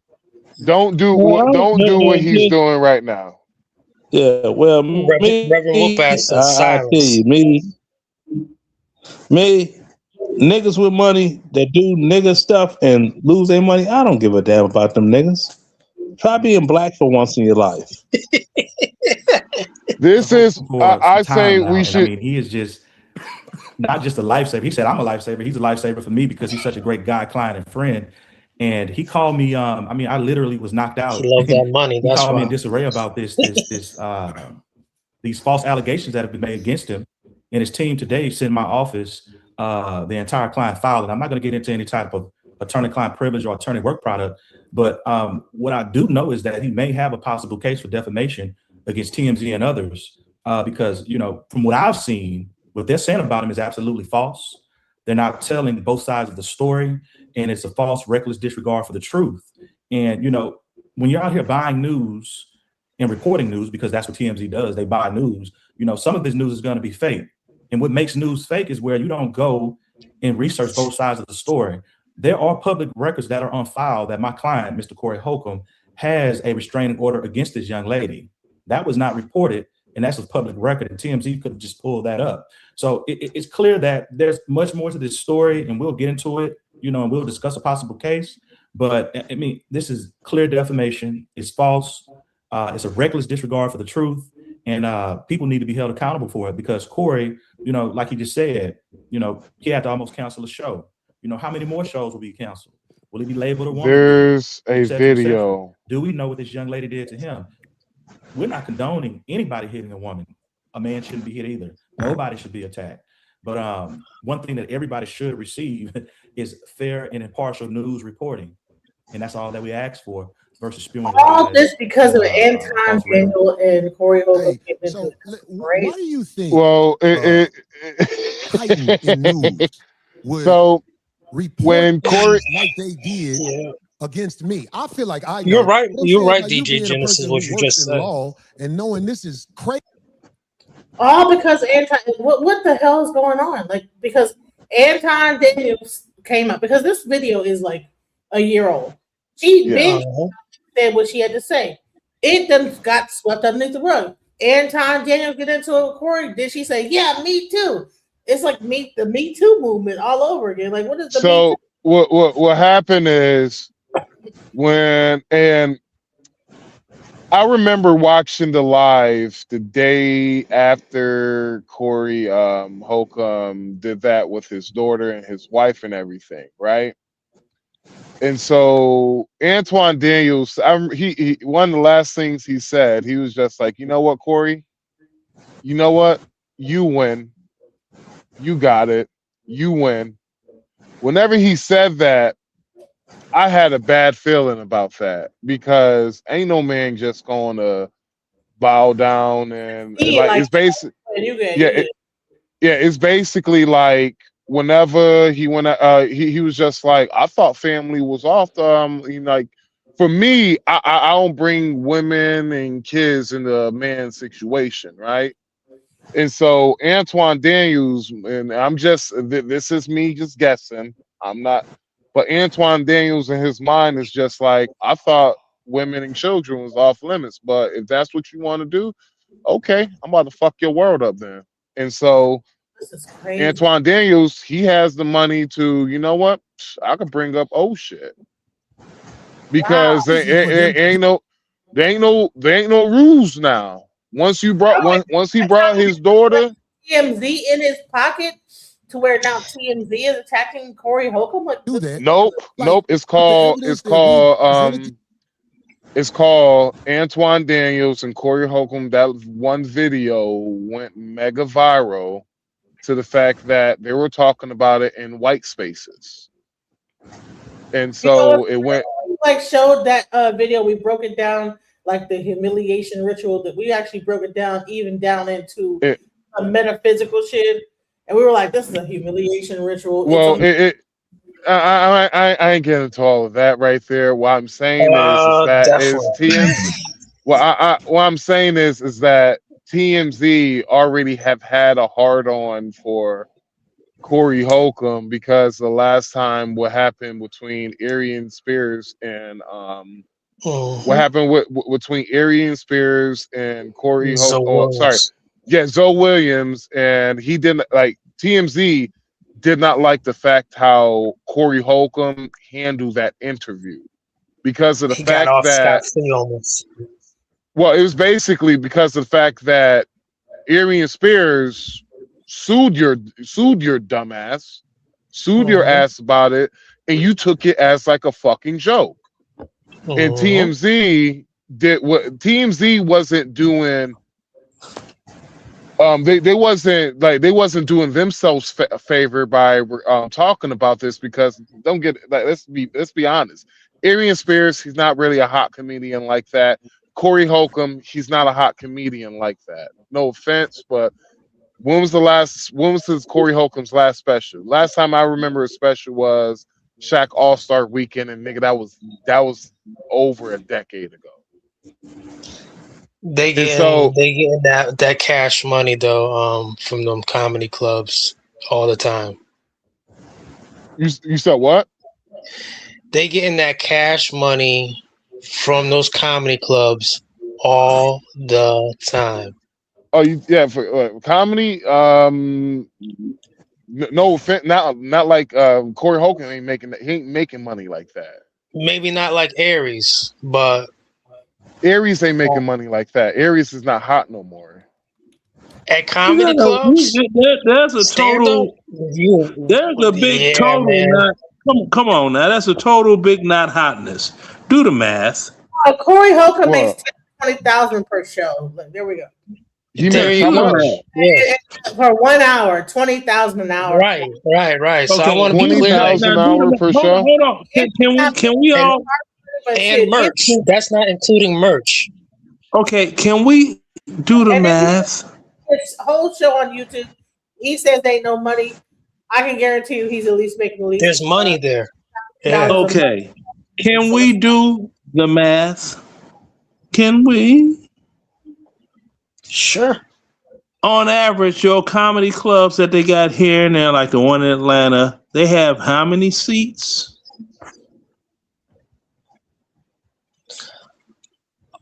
What would you say? Over 500 or less? They're less? not over 500 in these comedy clubs. Okay, so 50. They're small clubs. 100 times 20 to $40 a seat. Food, drinks. That don't matter. It ain't got nothing to do with the comedian. That's for the club itself. Well, it depends on who the comedian is. Some comedians, they want to. It's a name, like a portion of the drinks too. Encore, just for staying longer. Signing on to come back again. Well, most of the time, most comedians do about 2 or 3 shows a night. So thinking about $4,000 a show times 3, that's about $20,000 a show, like a night. No comedian just does one show. They're going to be doing 2 or 3 shows. Okay. What's a piece? One of your most popular spots, right? And I know this to be true.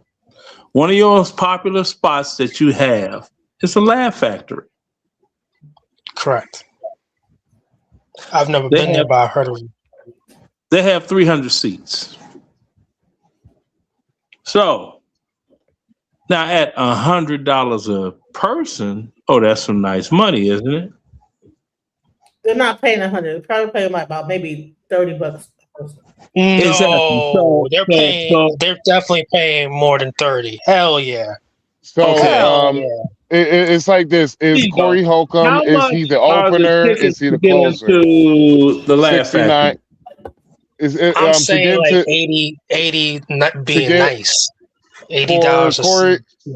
for Corey Holcomb's last show was like $69. Okay, so you're looking at that. Let's just say 70, because I'm looking on here. Well, let me get my glasses, because y'all know I'm old. And let's see. They have $62, $85, $96 with Brett Ernest. Ooh, And then, $96. then get your 96. autograph Hold things on. at the end. With Brett Ernest, I don't know who they are, but $96, and I'm scrolling, looking for the highest Brett that they Ernest, got. he's funny. I'm looking for the highest they got, and he is the highest one, and he is. Says 60 to over 150. I said the ticket price. Hold on. He's got a 10:30 show. It's only one show, and it's $96. So, 96 times 300. Who, Brett Ernest or Corey Holcomb? 96 times 300 is 28,800. Okay, so that's on the door. 28,800 on the door. And he's the most expensive one they got. Now, how much do you say these guys were getting paid to be there? I would think that Corey gets that money. No, 20,000. Corey Holcomb. $20,000 when you have just to appear. Okay. Just to appear. I bet you he gets just that 20,000 just to appear. Okay. Now, like I said, let's do the math. We already looked at the most expensive comic in their upcoming schedule. I looked on the website. Is that whoever the hell, I don't know who he is, but it's $96 per person, right? And that's $28,800, right? Okay, so if you say he's getting 20, all right. So he's getting $20,000. So that leaves the rest of that money for the club and then the drinks and the this and that, and they're still able to make payroll and open the acts, the lease and everything else that's going on. Okay. 2 shows a night. They're not doing 2 shows. It's on their website. It's one show. He's got one show. The 29th. I've seen Aries 4 times in my life. Okay. I'm not asking about him. I'm talking about what's on the website. Focus, people. Focus. Now, I read it. Do twice a night. I used to be a comedian. They do twice a night. Yeah, okay. I looked on there, and what I read, it's got one show, and it's a 10:30 show. Okay, that's it. I don't know who that guy is, but I know who Corey Holcomb is. Okay, bruh, this has nothing. See, this is why black people can't doggone connect. Corey Holcomb will get more than that guy. Really? Okay. Yeah. Now we're getting into speculation. Nah. Good Lord. That's speculation. Let me just do this real quick. We're not gonna like fucking bullshit each other. Because I used to be a comedian. I know that comedians do. They don't. Yeah. Do yeah. Okay. Go ahead. February 30th, right? 2 shows a night. Okay, so he's at the Funny Bone in Albany on January 30th, 7 p.m. the first show, 9:45 the second show. Funny Bone, 6:30, and then 9:15 the next day, February 1st. It's 2 shows a night. How much are the tickets? They're not easy, man. That's all I'm saying. Funny Bones.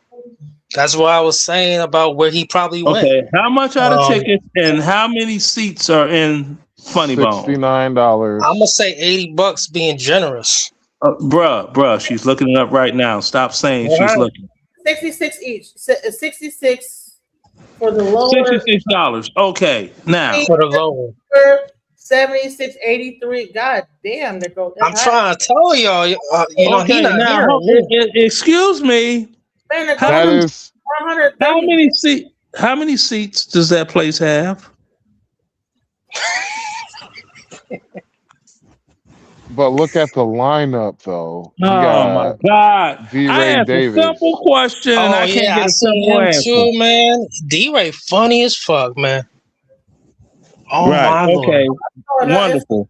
Seats go up. All right. Now, how many seats? Can we get to the seat? The biggest seat is $413. No, I'm not. How many seats in the place?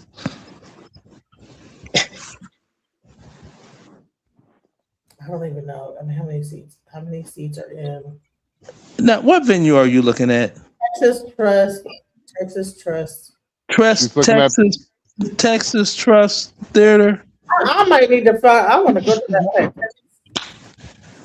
There's some good shows coming up right now. Hell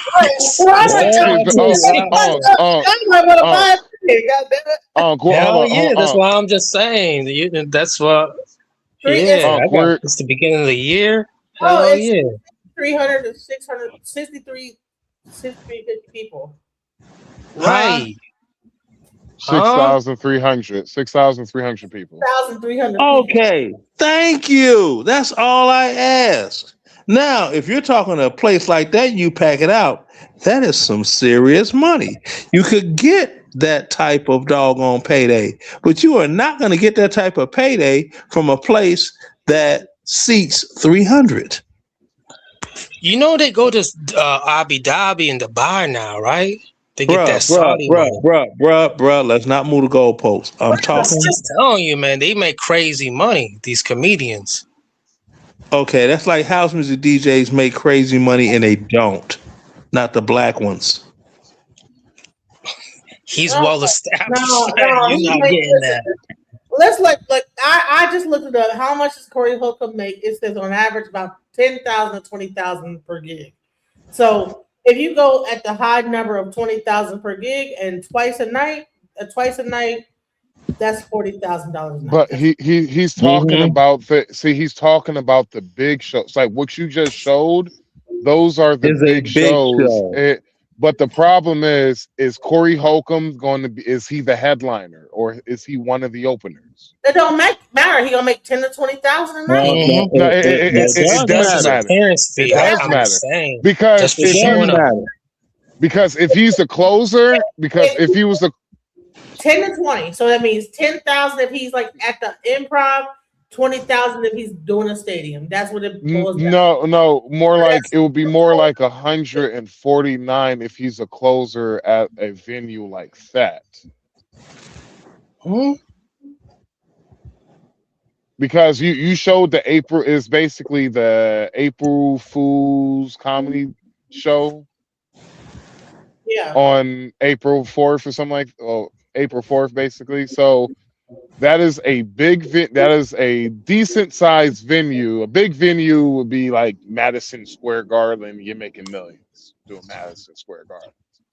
Right. But that type of venue, he's probably going, if he's not the main headliner, if he's one of the openers, then yeah, he's making about 20. Well, he's going to probably make more because he does have some steam now because of the whole Antoine Daniels shit. And so he might make about 40 a show, like a big venue like that. But I'll be as a person who used to be a real big fan of Corey Holcomb, like nah, he ain't. Yeah, I never got into him. He don't got the juice like that. I want to give him a chance though now. He don't got the juice like that. He don't.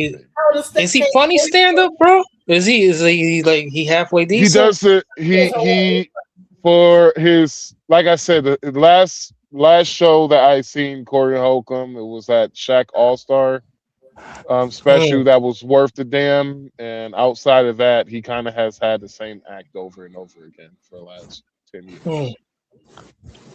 It's the same jokes, like same act, pretty much. Just he does it a different way.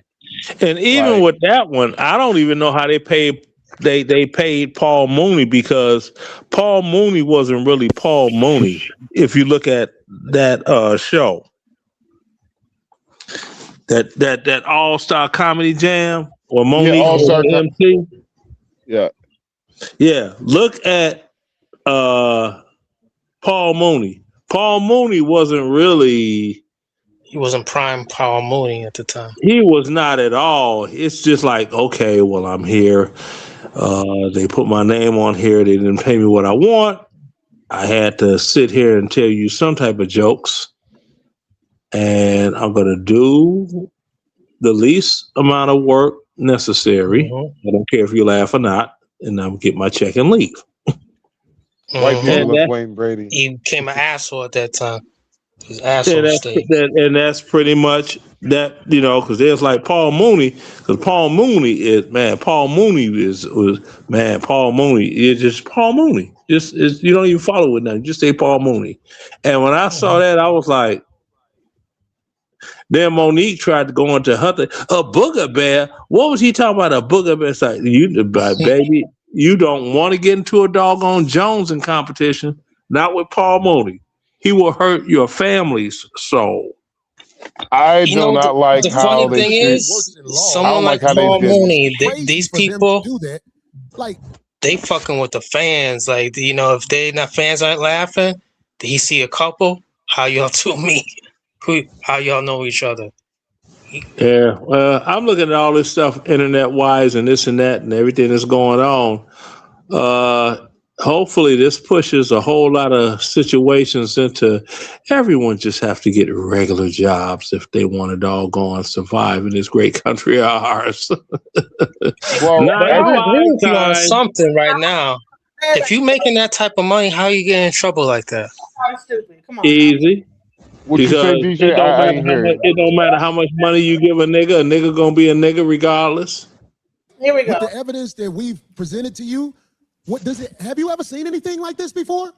I've never seen anything like this. It's, what I saw in the file, everything is public record. There were transcripts taken in court, I think in 2024, if I'm not mistaken, of everything that occurred during the night and incident. So all they had to do was just go and check out the transcripts or look through the clerk's record and looked at everything that was filed and saw that this was just one big misunderstanding. It's not what they're making it out to be. Right. But the average person that's just out here in the world in America, they're not going to think to go, let me go and pull the court records. Let me go and see if there are any court records there. We're just dealing with, the every average day, citizen. But, I've never seen anything like it in my professional career, which has been 15 years. But, what I will say is that I'm pretty sure this is something that's running rampant and it needs to stop, because lives are affected. Your life is affected. You have a family. Something like this could ruin your career, right? And they're not worried. I honestly think that TMZ did this to get clicks, likes, comments, follows, subscriptions. I mean, it's all monetary. If they're buying news, they need to make the money back for the money that they spent to buy the news, right? So it's for attention, like you said. I mean, the entire world may be talking about this, right? What's going to make them money? You're not making money from it. They are. And I think it's monetarily based, and it may be some type of, underlying animosity or bias from out of their office. We don't know. That's something we can possibly. I'm sorry, I cannot hear you, DJ. What did you say? They already went to court for that issue. It's already been in court. More with this case. Hold on. I am going to obey. They already went to court for the issue at hand that she's talking about. They went to court already. And hold on, but she literally stated that they did not know there was a video. Okay, you said they went to court. What was the outcome of the court date? Listen, they went to court already. They can't have double jeopardy when they made the decision on. But it's new evidence. It doesn't matter. Even when it's new evidence, it doesn't matter. New evidence. You can't doggone go against double jeopardy. You can't try somebody for the same case twice. If you have new evidence, you can't. You can't. It's double jeopardy. That's the law. If I smoke somebody and I'm found guilty and they find video of me smoking somebody and see, no, well, we already tried him for that. He was found not guilty. That's double jeopardy. You can't try him for the same crime twice. What the judge told me, and she was very clear when she said, don't mention things about this case because of what was placed upon me, not to talk about it, and what was placed upon two other parties where we're not supposed to be talking about this because you know, I'm gonna be bold enough to say this. When I found out that I had a case against me, it was because I call it God, but a person who is a lawyer called me 4 or 5 days before the second hearing was to be held and said, "Do you know that there is a case against you?" And I said, "No." You know what I'm saying? She was like, "This is the second hearing, and someone has said you pulled out a gun." So it was, I went into court under the heat, and when I went to the courthouse, you could not find where the case was being held. The only reason I was able to find out where the case was being held is because I'm Corey Holcomb, and somebody say, "What's up?" And I was like, "Hey man, I can't find it. It's not on the board." They tried to hide this from me. And this is what I tried to explain, but when I'm explaining it myself, it's not as effective as if somebody like you are explaining it. You get what I'm saying? So from the very beginning, like when somebody say they served you, that was forged. So I'm so glad you were bored. So now we can sweep through everything that happened and we can find out why I wasn't the only one who was reprimanded, because that's not what's being said.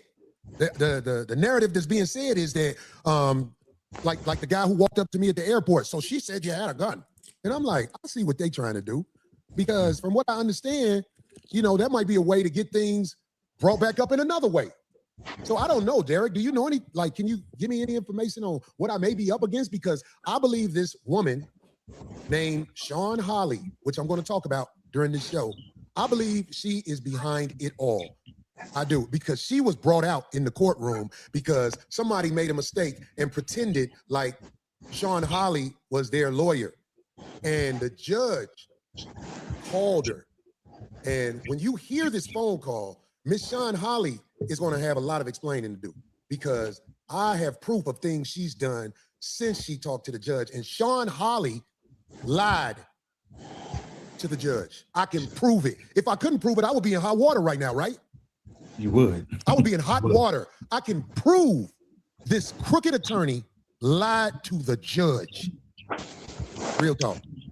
So that's what I'm up against out here in California with people. You know, I get it. My voice is irritating to some people, but I've irritated some He shouldn't be doing these type of interviews. And you know what I'm saying? It's like I'm just okay. Like I was saying before, like I was saying before, bro. And they have not gone to court. Took you on. I've read about all the things you've done to help people, man. Because Genesis, you don't mind if I pause it real quick? A lady, Sean Holly, talking about how she does this thing for a monetary.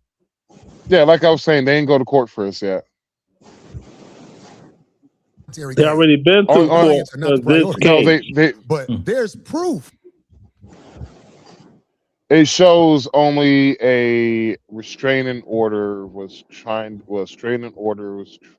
Corey Holcomb was trying to file a restraining order against her. Does not show they had a legal case. Okay, this is a year old. So I'm like, why do we even care? Well, it's what's being talked about right now on some year-old meaningless. No. Well, it's based on the Anton Daniels situation. Based on the Anton Daniels situation, she's trying to insert herself back into something with Harvey leaving, and the rest of the backdooria TMZ boys. So what? It's basically what in court.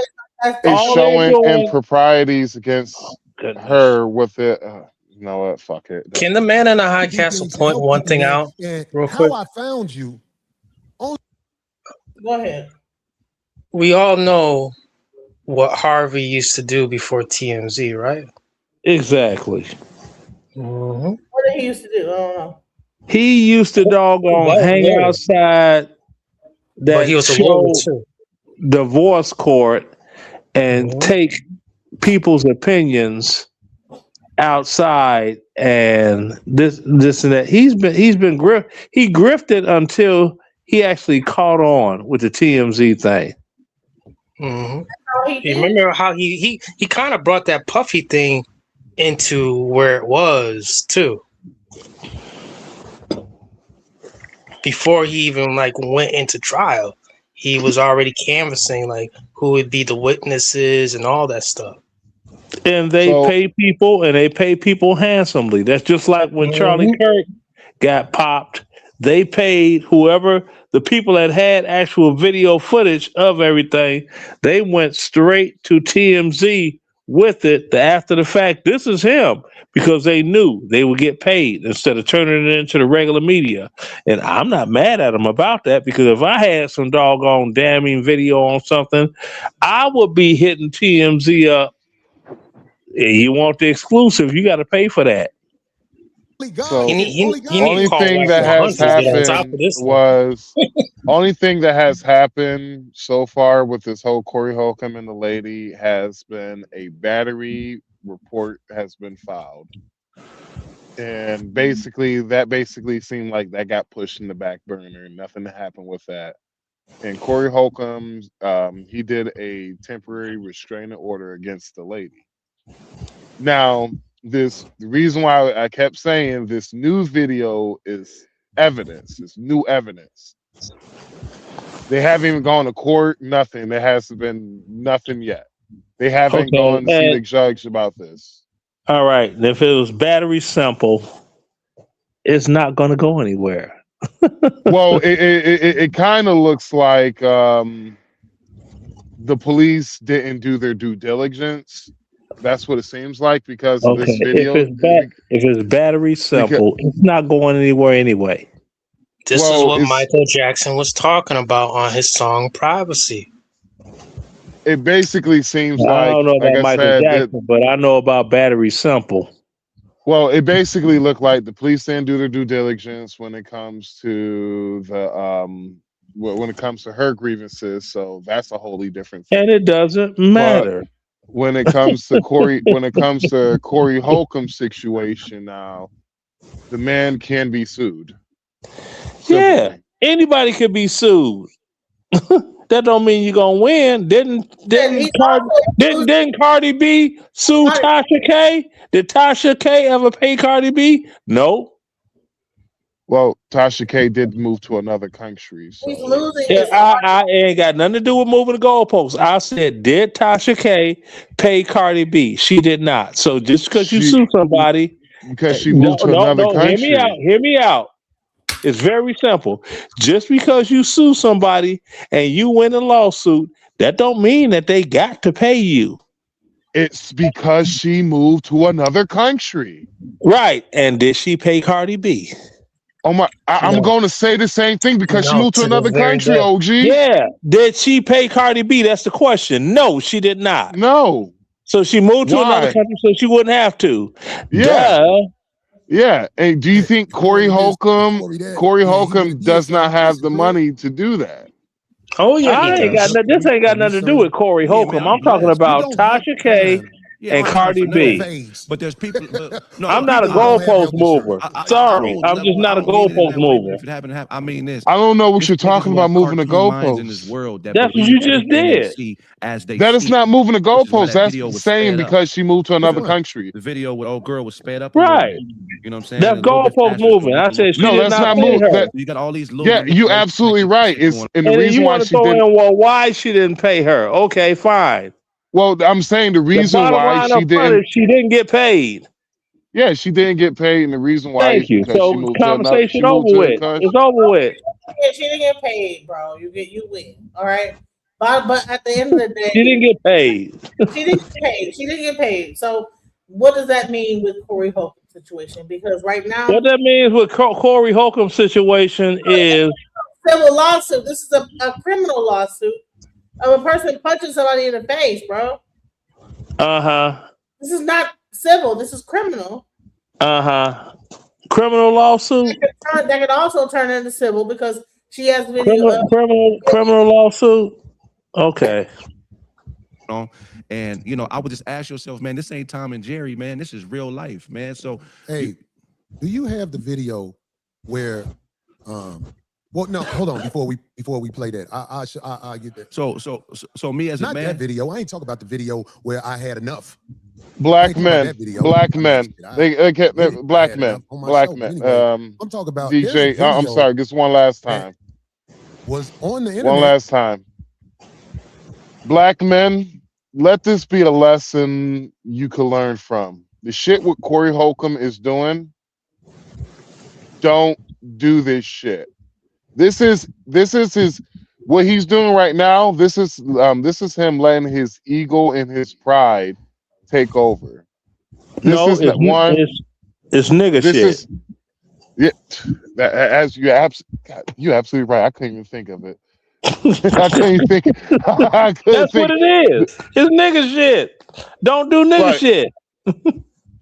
You can learn from this situation because of the fact that one, you're kind of talking about this case right now on like you should let this case your lawyer should be doing nothing but the talking and let social media, let YouTube, let the internet talk their shit. But you should always use the right to remain silent because this right here will be used against him in the court of law. I guarantee it. He's implicated himself. After this, and I want to see somebody who got punched TMZ, punched Sean Holly. I want to see this because play the tape, replay the tape, replay the this tape. person, because of attention, which goes back to this other dude who was on the show a couple of weeks ago, because of attention, you made a fool out of yourself. You could have actually been slick. Maybe even did see what this social media has done to make it look like I did something diabolical. But because you wasn't smart enough and you wanted some attention so bad, somebody was on the internet right after weird claims, and I just want people to see. I ain't living like that. If I do it, I stand on it at this age. If I do it, I stand on it at this age. I got forces of evil trying to line me up, and we ain't even finna, you know what I'm saying? It's like, I'm telling people, if you live a life that's straight up, chances are straight up good things can happen to you. Maybe I really believe that. That wasn't him. Maybe that's you live a life that's straight up. We all have temptations to do what's easy. Have your opinion, whether negative or positive, about anything. It was rubbed in as if I got you. That's what I wanted. This on everything, homie. I swear, I won't lie. I wouldn't put this man up here and try to talk him into lying because me and him, we was at each other in Oakland. Yeah. You know what I'm saying? So I'm glad because I understand the position you in. You're in the motherfucking streets. Yeah. And I would never play with you in front of the streets because the streets watch this show. 100. It's all street people. Is that too short? Anything you don't Oh boy. Well, how niggerish is that? The streets are watching. Man, motherfucker gonna tell me, oh no. I mean, got big, like it was on some fuck you shit, low key. Like, oh no, fuck that, no. You on the right side of God and Jesus and Peter and Paul. Black like, man. Paperwork. Again, black man. Be seeing what you did. Cookie Monster. Yeah, like look, we be around. Yeah, I'm like, in the y'all streets. Wait, What it really is. I understand that you coming here is bold anyway. But for sure. I will say this. Why the motherfucking, you know what I'm saying? Your Honor, you dig, was motherfucking trying to see what the homie was talking about right here. You could tell what happened. I can't because you see what I'm saying? I can't give details of that. So I hope you'll tell that. So they asking me questions. She's like, did you see Corey do this? I said, no. But if you see me on the video, I ain't see a goddamn thing. I ain't see shit. So they asking more questions. I'm like, no, I don't know nothing like that. So during the time, you get the judge saying, hey, who you texting? So I'm looking at my phone and this text coming through talking about say this, say that. And I'm like, whoa, hold on, bro. We don't rock like that. You got me fucked up. Say this. Come on, bro. What was she telling you? Telling me to say something about a pistol. Oh man. my like, God. This so shit what happened is was apparently corny. somebody put the rumor out and then they try to use me and say, oh, he was there because I stayed after the aftermath. I stayed the whole night. You know what I'm saying? I'm the first one on the block, last nigga to leave. I'm standing. Brothers, can we agree this shit is corny? So they start putting my name out there talking about. Well, one thing I can agree upon is I could never present this publicly because I don't watch nigga shit. They're trying to say that Corey Holcomb had a pistol out on the girl, and that's what they are going against. He never had a pistol. He probably did punch her in the face. he didn't have a pistol. I was like, yo, this is not cool. Like, so, what are you doing? so like, what she said, hold on. Like, that's not now, cool. this is what she said. What she said was, before that whole situation, he had a pistol out. He passed it over to one of his homies. Now, the problem is, it doesn't show the full video, and that's what scares me for Corey Holcomb, right? Because let's just say, clearly these niggas don't remember that much about that night. Because of the and because of the fact that doggone smoking trees. And so the lady, everything what the lady did say, it literally kind of it literally goes time for time with the video. I don't know what happened prior towards the video that we all seen him hit, but she literally said, I put my fingers up to his forehead. He stepped in and hit her. Now, she did say before that there was a gun and she gave it over. He gave it to his homeboy. Now, here's the reason why I say, black man, you could learn from this dumb nigga shit. Is the fact that I bet you was that boy. I bet you was homeboy right there who's talking is the private person he gave the pistol to.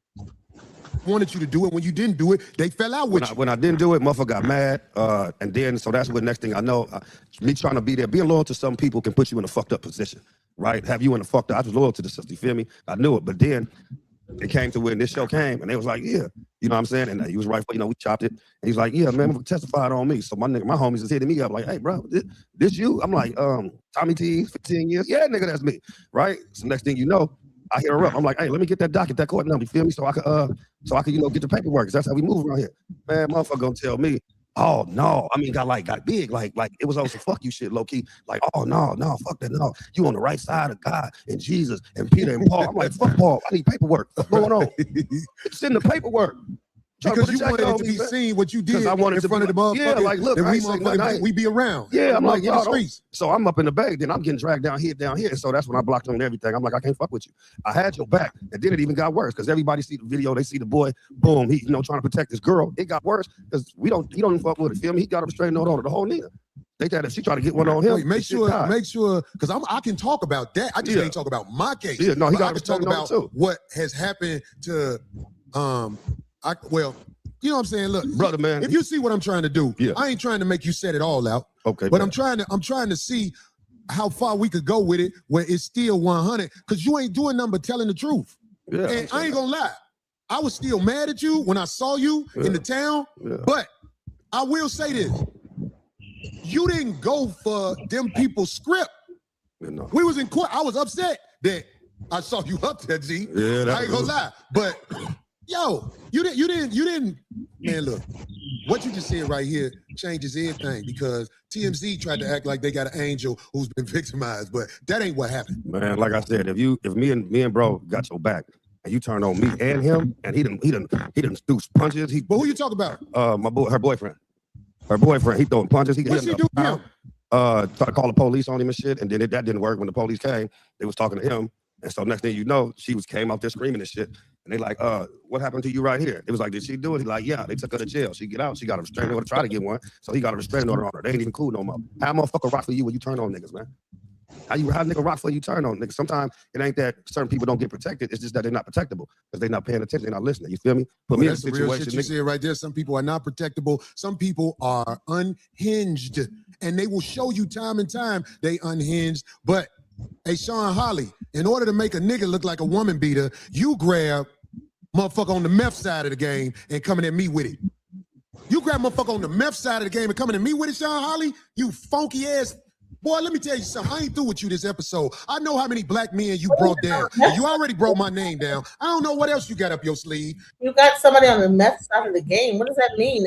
Because you do tricky stuff in the courthouse with paperwork and everything, Sean Holly. I got proof of it. I know you served the improv some bogus paperwork, acting like you this, you that, and it was all bogus paperwork. You served the improv bogus paperwork. I can prove it's a it. cold world out here, man. Sean Holly, crooked ass attorney. Yeah. I'll be there in a minute. Right now, you winning. It look like Corey did. Hey, he who laughs last the longest. I'm gonna laugh the longest. What? Yo, bogus ass, you got caught this time, Sean Holly. We ain't even tripping on that small time type motherfucker. We talking about This is conglomerate wow. a nigga with a YouTube page. I hope Corey. Hey. I hope Antoine does a review on this shit. Powerful than you ever wanted it to be. Let me tell you something. You said a lot know of this, man. I don't need you up here too long because I don't ever want you to. I ain't trying to bring the heat on you because whatever happened with me and you, I am not phony. I ain't tripping. It's how it goes sometimes, but they never expected you to be here. Yeah, no, it's just shocking all. They never expected you to be here because to tell the truth, I can't say the name, but dudes started to come. Dudes started to come. You was right, when you said it's some nigga shit. Hey, let me tell you something. I can't even argue with you, bro. You think they ain't gonna hang you? That's why I don't know what the hell they've been talking about the last 10 minutes because I don't understand English. Projects. He's already winning. He's a hero in these streets. Now you got people that got jealousy and look at Craig's face. All around. Craig, he don't even want to be there. What happened to you, sister? I've been stalked too. Like, oh, what DJ? Screenshot. Yeah, it's like you screaming. Looking through my stories. What the hell? I don't understand English. So interview her. You know what happened outside the thing? Yeah. I was trying to say TMZ is stalking them. Okay. I'm about to watch a movie with all white people so I can understand the dialogue. They didn't even tell the story right. So here's my problem with this. Here's my problem with this. Accurate information. I just peep bullshit. It's just I peep a lot of bullshit though. The reason why I'm peeping a lot of bullshit is that you're kind of digging yourself if you really felt like, you know what, you being railroaded and all that shit, you kind of want to move in silence and shit because you don't want to bring in more motherfuckers into the situation that needs to be in the situation. So you kind of just brought in 4 motherfuckers who should not even be in the conversation. You kind of bringing them into it. If anybody understand what I'm getting at, because of the fact that, like, it's like Unc said, this is nigga shit right here. And so, in my opinion, is this nigga is talking too much. And when a nigga is talking too much, as a person who's been to court a lot, was jailed once in his life, the nigga guilty. He guilty. Yeah, well, the thing is this. I mean, the numbers for this portion, they're not gonna grow because we're making too much sense, and this is nigga babble. So, and only those that still trying to figure out what's going on. Like, what? You can't figure out what's going on. I could tell you the end of the story. I could tell you what's about to go on. You see that girl right there, Darlene? She finna go to Anton Daniels' show sometime in 2026. Yeah, I'm trying to tell y'all. I seen it from the jump. That's all she got because she used to be that chick. She used to be that chick. Now she a little fat. Man, you say you would do what? So it's like this. Listen, Miss Lips puts her work in nowadays with comedians that don't. It's like this, bruh. It's over this shit.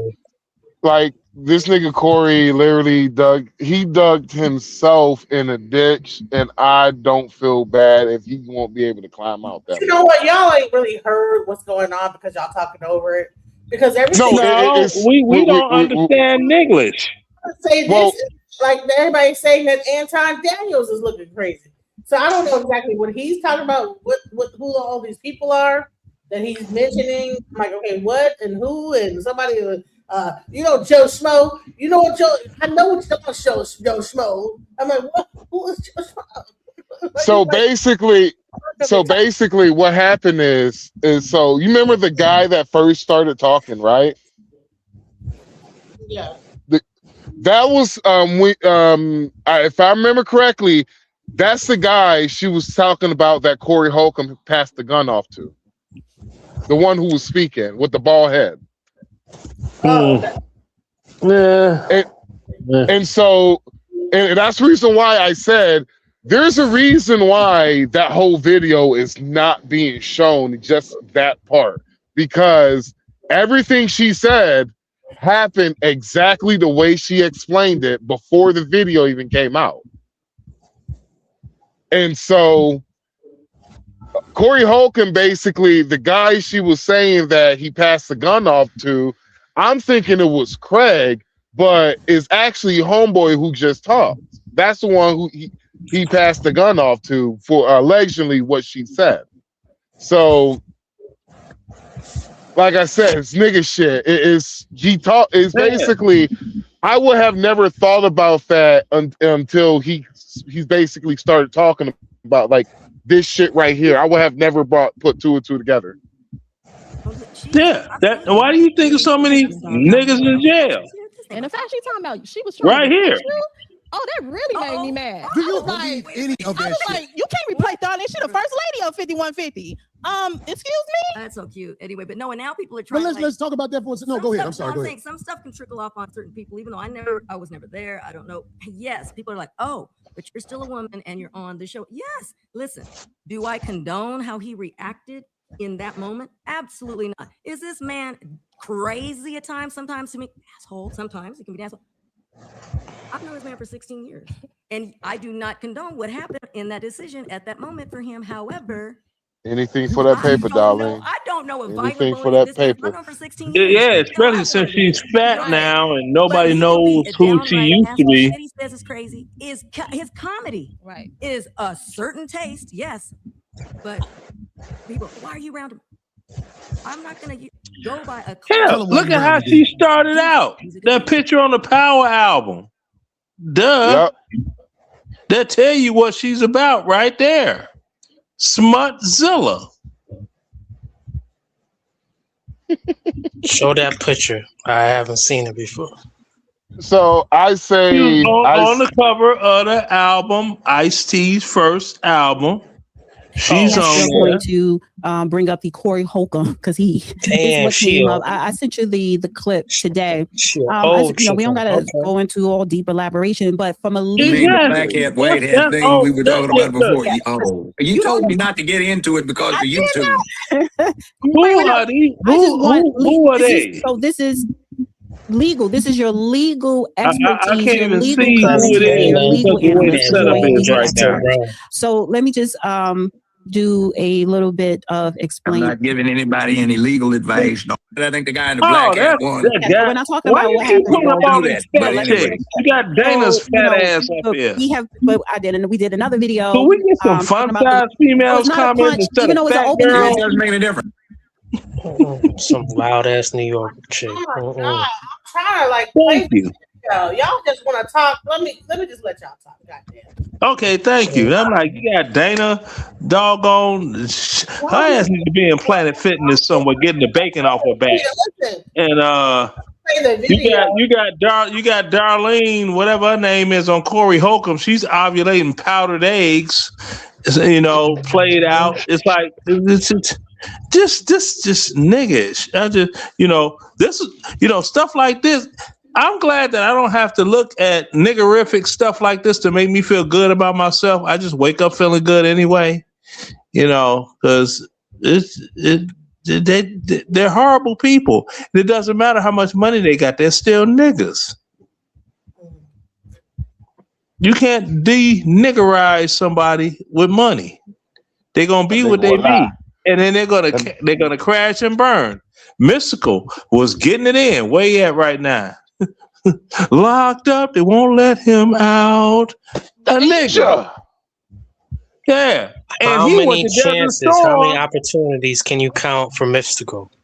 He went to third ID. He was in third ID when he went to Desert Storm. So I'm like, not only that, You a doggone U.S. Army veteran, war veteran at that. Even though Desert Storm only lasted 100 hours, but I mean it's still a war. So, Leonard, you got somebody in the comments saying, are you was like saying the lead 87, attorney 89. is gay?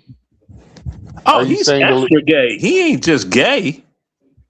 Jamie is extra gay. The lead attorney? Yes, Jamie. Oh, you called him lead attorney. His name is Jamie. I want you to picture this, brother who's speaking. Brother who's speaking, who asked that question about the lead attorney. Bald head, no whiskers in his face, grown man. Think about it. Hangs out at Club Mix religiously. MIXX.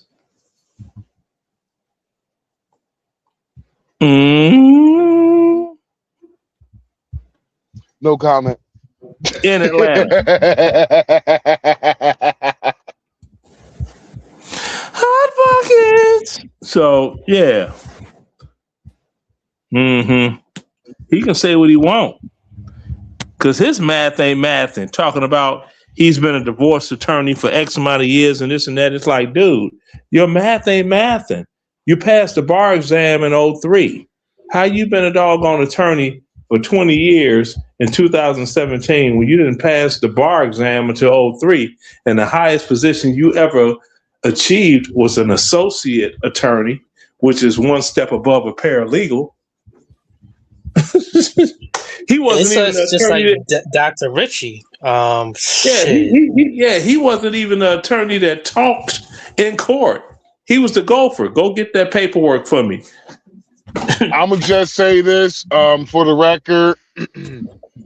If any of you bitches on the internet come after me, just letting you know I'm a complete crash out. And you will find out by looking at me, looking at my history. I am a complete crash out, and I will crash out on you. You do me dirty how y'all be doing these niggas up here. I don't care. I get so ignorant with it. Man, I get so ignorant with it. I say the most, and they be like, "What the hell?" Like, had this guy talking all wild. I was like, "Well, it's rumored I'm a trisexual. I might want to try your little ass out. What size jeans do you wear?" Dude went, "What the fuck?" He lost it. He rage quit. I was like, "Bro, I'm subject to say any damn thing. I don't give a damn." Well, now, I'm not going to say anything about anybody's children. I'm not going to do that. Shit. I'm not going to do that. Yeah, I'm not going to do that. But these dudes be on the. I'm like, okay, yeah, keep on talking here.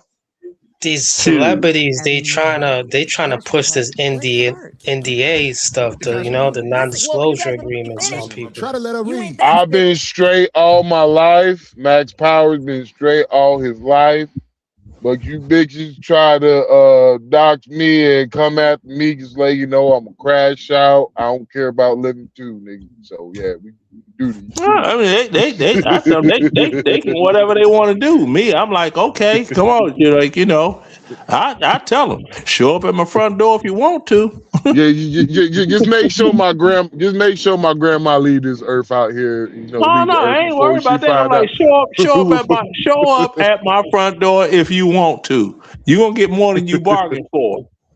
I want her to know how much of a fuck up I was. You gonna get it. You gonna end up more than you bargained for. I'll be like, I'll make a deal with you. You want to meet Jesus, or you want me to doggone ramrod you? I am like, oh, you got to think about it. You can't compete with me. And I say the wild into the wild. I don't give a damn. I'm like, shit.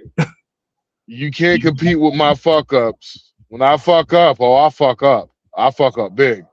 So well, I fuck up, I fuck down, I fuck all the kind around. I got fuck covered. I got full man, Leonard, man. Daniels for some. What's your YouTube channel, Leonard? would believe that the What other is your people that he's YouTube engaged channel, in man? debates with What the hell are is not that? as It's called intelligent Mega as he Band. is. And so one of the advantages that he thought he had with engaging Corey Holcomb was that, number one, he had better intellectual framework than Corey Holcomb. He had more poise and more intelligence than Corey Holcomb. He also believed that Corey Holcomb could not go blow for blow with him. And this was stated not only on the actual podcast, but after the podcast. And this is how we know that Anton Daniels believes he is more equipped than Corey Holcomb is. War. That's all I'm saying to you. I understand everything that happens when it happens. I'm a chess player. That's what I've been playing my entire life. Maybe you walked into something that you wasn't expecting.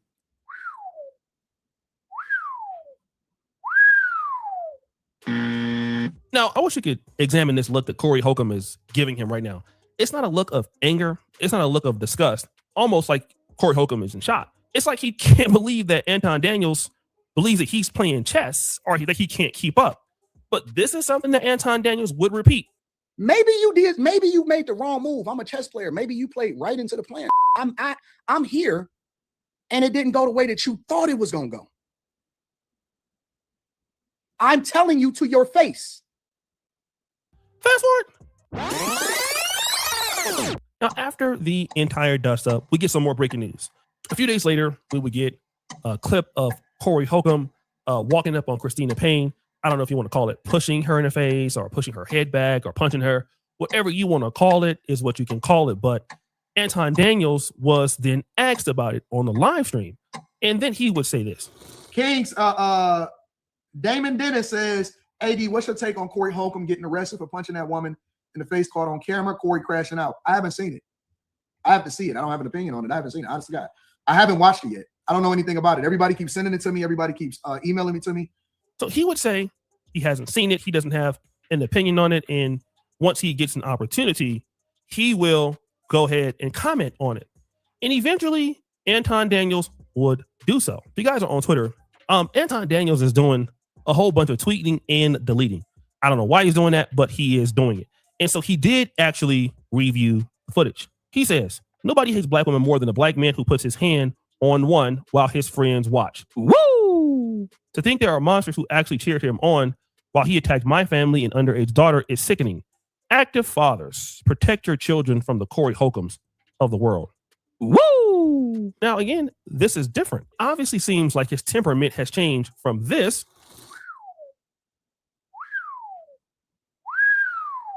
to now having a temperament like this. He won. Corey and Craig, you win. You win. I give up. I have to figure out what collateral damage happened after that. You guys win. I got to figure out how to pick up the pieces. Now, wait a minute. Hey, I would say this. Believing that, hey, listen, Corey and the Craig, dude that shot me one time, he actually said that I won.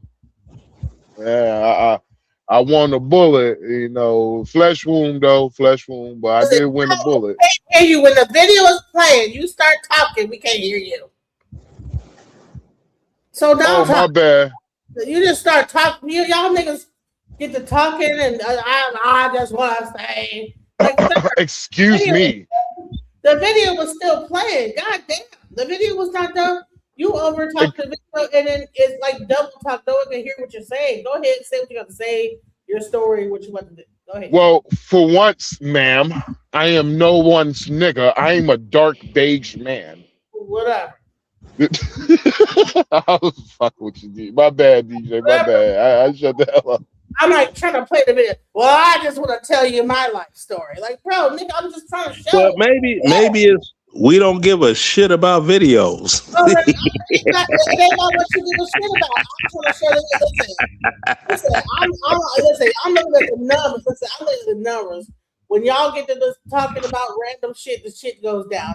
I know you're doing it for the numbers, and that's cute. Yeah, but you know, maybe if you had a one-on-one interview. Shut up. Go ahead. Tell your story, Max Powers, about whatever the fuck stupid shit you about. I am Dick Dastard. Go ahead.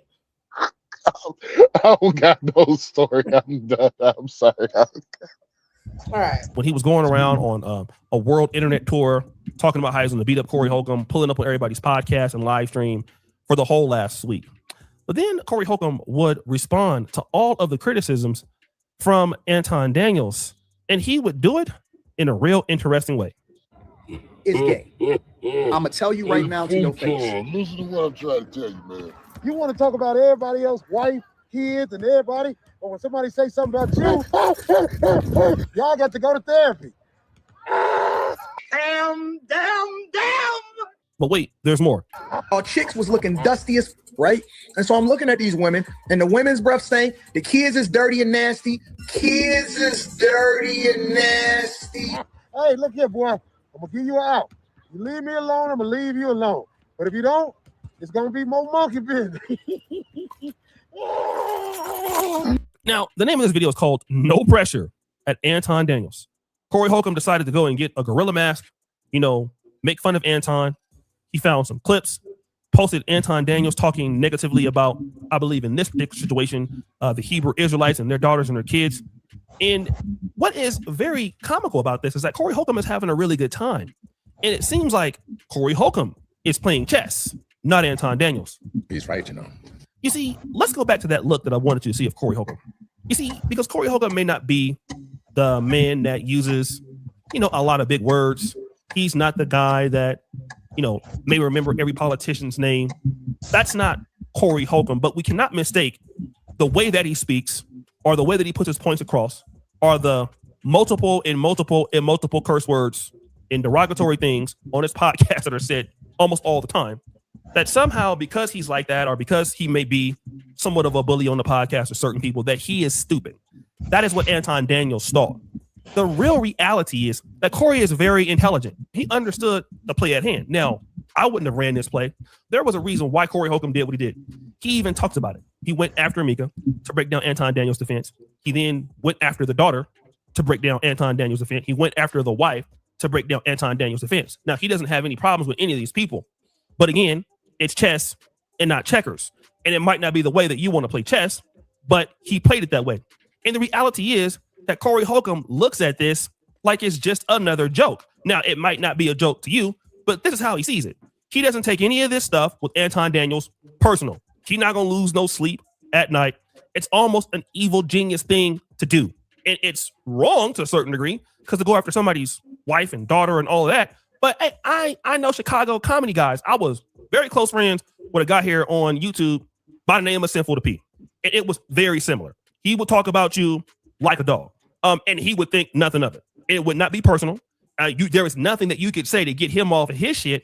There was nothing that you could say that would make him mad. You couldn't bring up anything against him. He was almost, you could not penetrate his soul, but he could penetrate yours. And many people thought that they had a one-up on him, just like they thought they had a one-up on Corey Holcomb. But the reality is that Anton Daniels got beat at his own game, and he got beat in a day. And this is what I want to tell everybody out there that believe that they have more leverage than what they do. You don't. Woo! There is always somebody more talented than you, brighter than you, and they can get you to play their game.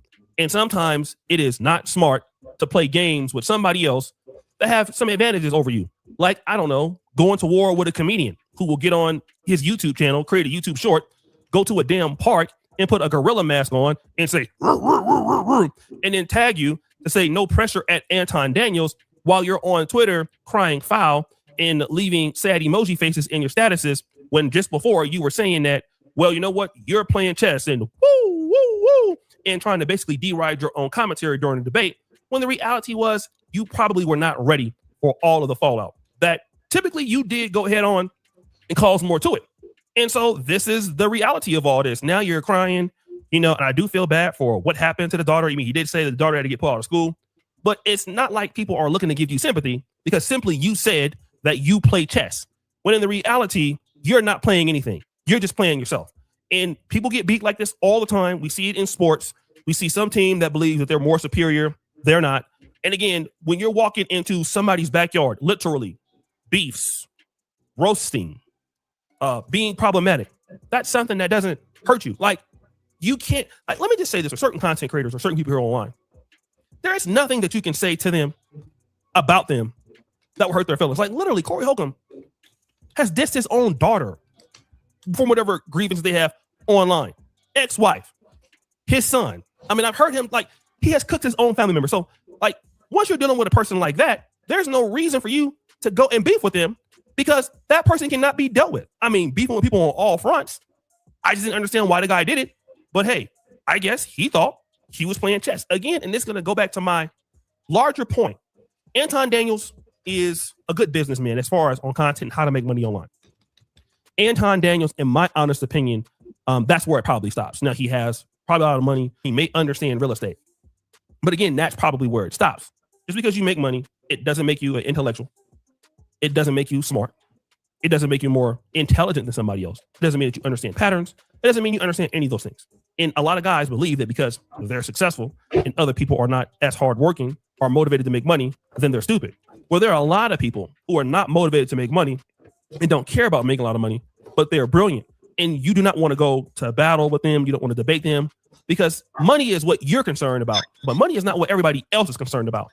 And too many people find themselves where they think that money is everything. And because they have that, they have an advantage over everything.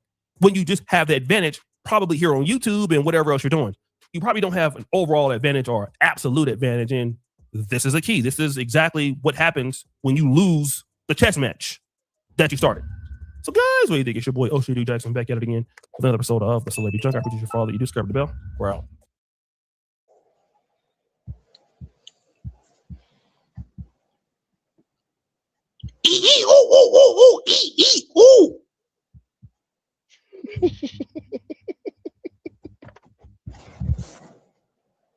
One would think that a black woman would be smart enough to look at Anton Daniels' face and think to herself, what if we have a female child with that face?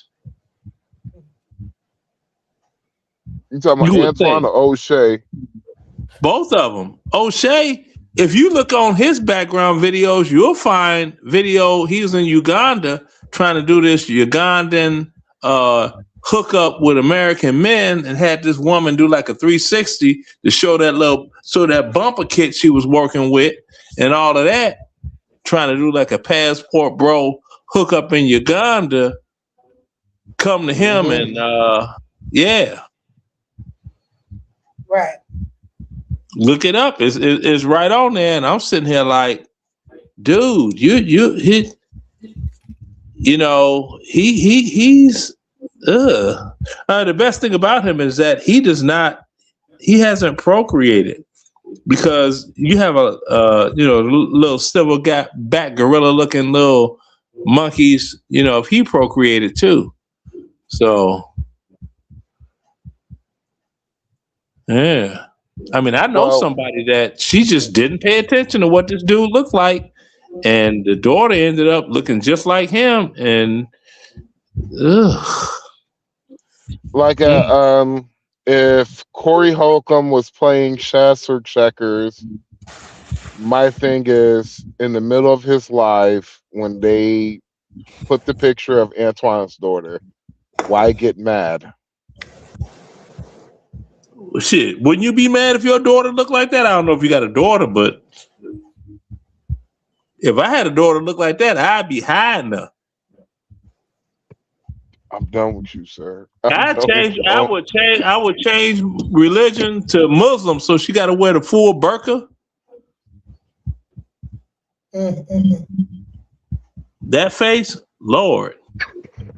I'm done with you. I can't do it because I flip the camera and be like, look, this is what the women in my family look like. Dateable, wifeable.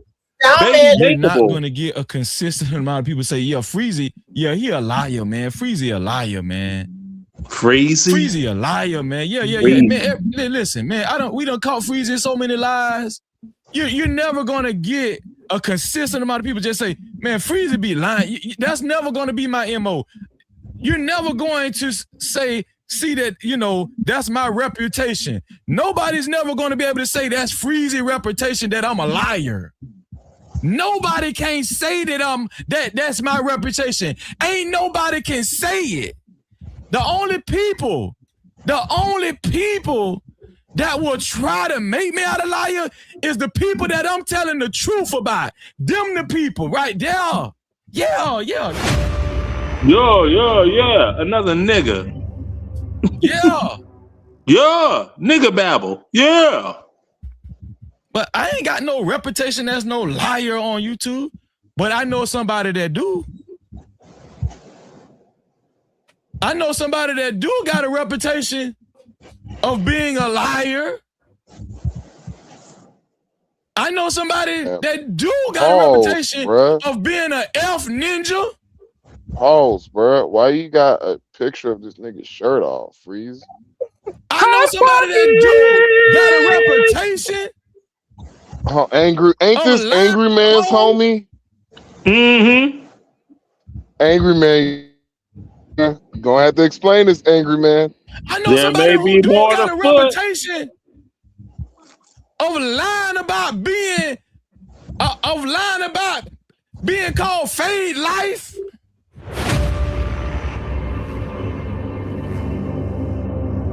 Freezy sound like Skeezy today. The devil is a liar. No captivity. Hot pockets. I ain't got no reputation of being no liar. Don't put that shit on Freezy. Hey, hold on. Time out. Reputation of being a liar. Time out. Why did, whenever he said, I don't have a reputation of being live, but he just looked up left. And let's see who got a reputation. That is a clear sick. Oh, my bad. Lying. You can't try me, no captivity. I'm willing to bet. What the hell? His wife He's showing Anton's titties. And she was asked, why are you showing titties? Anton, does your husband have a reputation of being a liar? Why are you showing man titties? She gonna say no, but she gonna fail. No captivity. She gonna say no because that's her husband and she gonna take up for him, but she's gonna fail the lie detector test. Damn.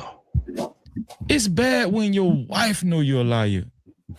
When people around you know you lie. Even the people around you know that you lie. I think of them glasses. The people that's on your panels know you lie. They know you'll do anything to impress women. They know you're a flaw-ass ninja. They know that. Hey, even Leonard, the people around you know that you're a flaw-ass ninja. You remember me, myself, and Irene? That you be flossing. I've been flossing on that candy damn, look it up. Oh, and drink, sip and drink, everything. I'm Benny Snake Eyes Wilson. I can count the dice before they start rolling. Shit, he can see everybody around you know that you be lying. He can see the inside of an airplane at 14,000 feet altitude. It still be people taking off of this cloud, dog. No captivity. It still be people taking off of this cloud. For the thug. They still be it still be people. Why he jumping up so emotional? Anton on his nuts, regardless. Yeah. Why? Because he's supposed to know about finances and money. He doing he's been able to lie his way into some money too. Is that sign language for? That's why y'all can't tell the man the truth. Is that sign language for roast me up the rump? Man, y'all some soft ass ninjas, dog. Takes one to know one, some don't soft ass people out here, dog. Ooh, he's so supple. Get that throat wet. Go ahead. We know what he's gonna do next. No, shut your ass I think the internet was invented for people like Anton. If I was in front of Anton and he disrespected me, I ain't finna be like Corey. I slap the piles out his damn ass. Right. Before or after he ghetto gagged. If we was in front of each other. It ain't finna be no talking. It don't be no talking.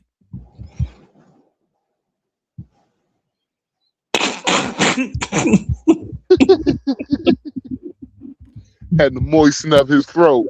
Security can get it too. I bet you that, dog. I bet you that, dog. I bet you your pussy ass security can get it too, dog. He let me moisten that.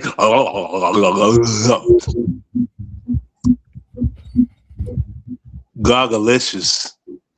He wearing goggles and he gargle in his throat. Oh Lord.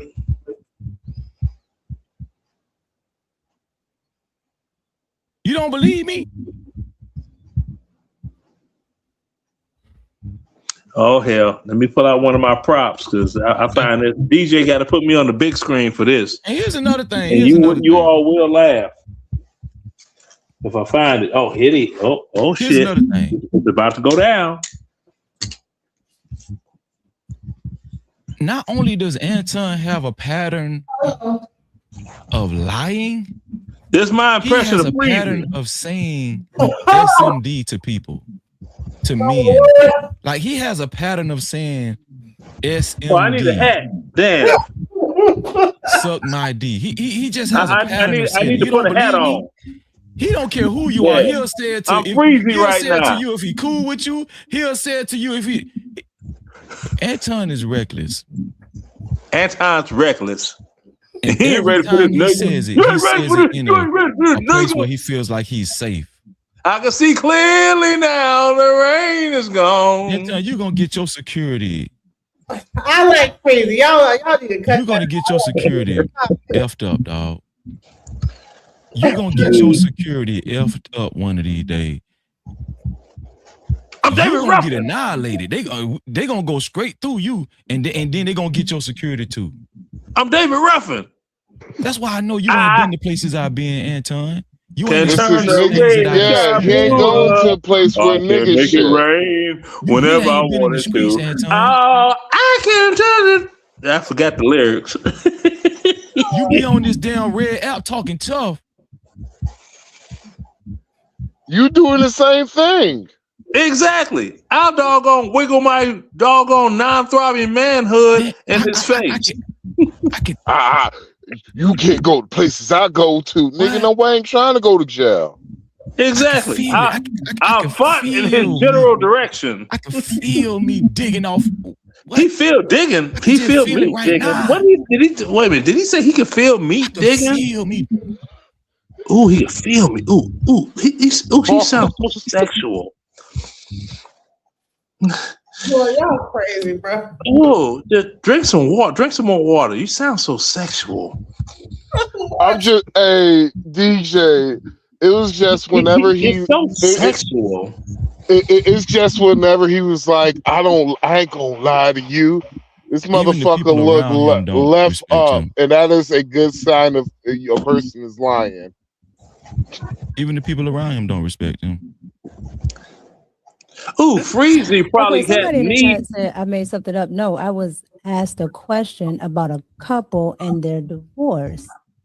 I'm answering with my opinion. You can't ask somebody a question. Now what is this? No, I'm not talking about quitting. I'm just saying in the chat. I'm saying it. You have on a cage and you're being sad. Oh my goodness! Hairhead Hooligans Incorporated. Lord, I didn't tell anyone. I didn't tell anyone they were wrong. I respected Mika's opinion and I asked her a question. That's it. Hairhead Hooligans. I don't know what you do, nigga. It's your normal, nigga. So what the fuck? Why these niggas got hats and beards? Anton said, they pretending they brothers. Ninja, your normal is being sassy. Now all his homeboy, right?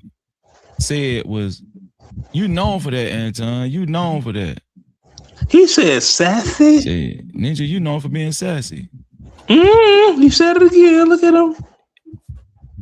He quick to violate, man. Hey, listen, anybody that come in the chat, just get them up out of here. Anybody that come in the chat with some old crazy Anton shit, just get them up out of here. Don't even let them live. Don't let them breathe.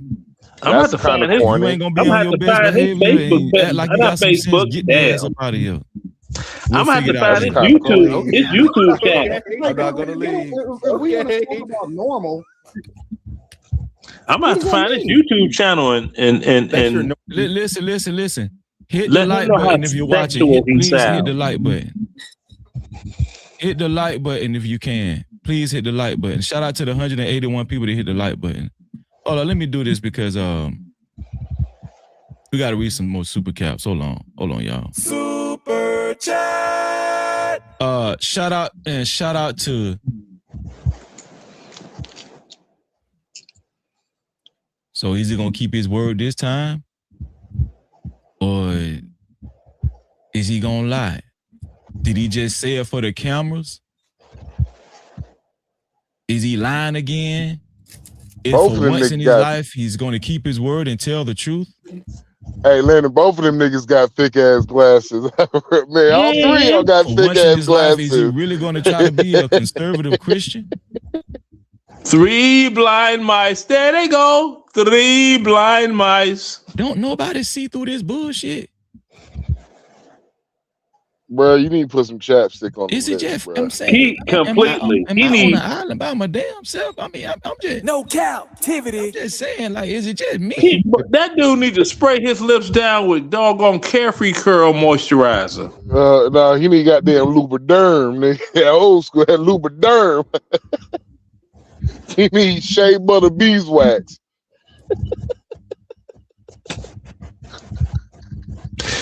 Vicks Vapor Rub and water. So he need that. He need that water that Jesus was walking on. So his lips would be lanolated. Anton Ain't that what that motherfucker said? That dude's legs were? Oh, they all lanolated. He appeared on somebody's live stream. And don't worry about who live stream he appeared on. They'll know about. They really don't matter. But yeah, he appeared on somebody's live stream, and it was obvious why he appeared on the person's live stream, because the person's live stream that he appeared on, they've been going in on Freezy for damn near a week now. They've been, you know, Freezy sounds easy, and he might like something in his mouth while he on his knees. I had to kind of correct them. Maybe that's why he drinks so much water, because he's freezy. He be on his kneesies with something in his mouth. It ain't easy. You could call him and tell him, because he was just doing so much better than me. So and the thing about Kevin I was trying to talk to him about was, you know, how can we make because like the intro that we had, my studio did it. So I would call him and say, hey, you know, it sounds a little off or whatever else. You know, it wasn't never an intellectual framework thing, because he was, I mean, what he was doing, he was much further than any of us. Because I mean, I'm in the manosphere where we kind of help create some of the framework of what, you know, black men were going through. And he came Which one of them are the most ashy? You know, miles and miles better O'Shea than we were. So we couldn't really O'Shea ashy ass there beard. were things, you know, that he would have some issues with, and that's between me and him. I would call him and say, you know, I don't know why O'Shea looked like a racist ass and he would cartoon. receive that. Sometimes he would, but sometimes he would, you know. And that's kind of how I seen a horse fly. So I seen a dragon fly. If I feel like I know you have mistakes going, and my phone I is seen about everything. I see an elephant fly. What you say, boy? I can call you and tell you, hey, this topic is hot. You should be on this topic, or I might send you my clips or whatever else, stuff like that. You know, behind the scenes. Yeah. And so what he wants to frame it is somebody just called him.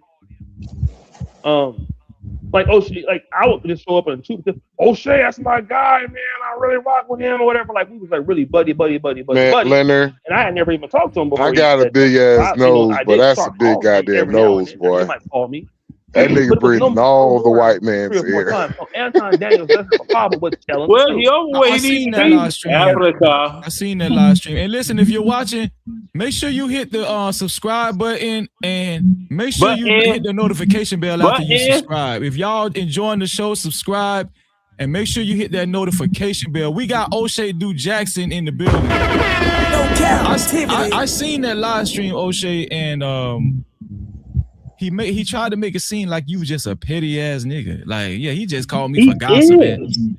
And I was like, when he said it, because I know I have a really good read on Anton. I knew he was lying, bro. I knew he was. I was like, why he doing my brother O'Shea like that? That's crazy. Let me say this. Well, I will say this about O'Shea. I will say this. O'Shea, every person, reality is I have. Every person O'Shea has dealt with, he wind up beefing with him. Exactly. He wound up beefing with every single body O'Shea has worked with. There's always beef. Yeah. Remember, he was wearing the 5150 jerseys every time he did a show. Mm-hmm. Now all of a sudden it's a problem. Like, he used to be good with Obsidian, and then all of a sudden it was a problem. Yeah. He used to be good with Angry Man, then it became a problem. Yeah. Like it's so many, like same thing with him and Donovan Sharp. There was a problem. I think LAR, golly, what was his name? LAR Movement. Now it's a problem with him. Like he beefed with every single body he has worked with. Like it just doesn't make sense. And so this is hell. He had a problem with Kevin Samuels once upon a time. See there, and then and with Obsidian, with the Manosphere, they had this conclave, as they call it, at the Westin Hotel on Peachtree in Atlanta, and Kevin Samuels didn't even show up. Nope. Now they doing his Obsidian got his own conclave going on, right? Yeah, I know. Yeah, I was man, aren't they going to Las Vegas this year, right? Yeah, Las Vegas. Yeah. Yeah, he got to bring his pimp stick because he broke dick. He can't walk. Yeah. Called about misconduct. So now the issue is also, and not that my audience was the reason, but my audience say, hey, Anton is saying this, Anton is saying this, Anton is saying this, and this is kind of against what's going on. So it got so bad where I started to pay attention to what he was saying. So once I started to see what he was saying, and then I understood when I listened to it that he doesn't know what he's talking about. So I started also noticing how Anton Daniels deals with other people. So it automatically let me believe that he is somebody that I could not trust. Again, remember, Anton Daniels was supposed to be Kevin Samuels' friend. Now, he did go to the funeral, and but he wasn't close to Kevin Samuels or anything like that. But he damn sure made it seem like it. Go ahead, I'm saying. Well, the thing is, there's nobody that if Kevin Samuels had a problem with you when he was living, as of today, there are people that have talked bad on Kevin Samuels I will not talk to. Kevin Samuels did in 2022, going on almost 4 years.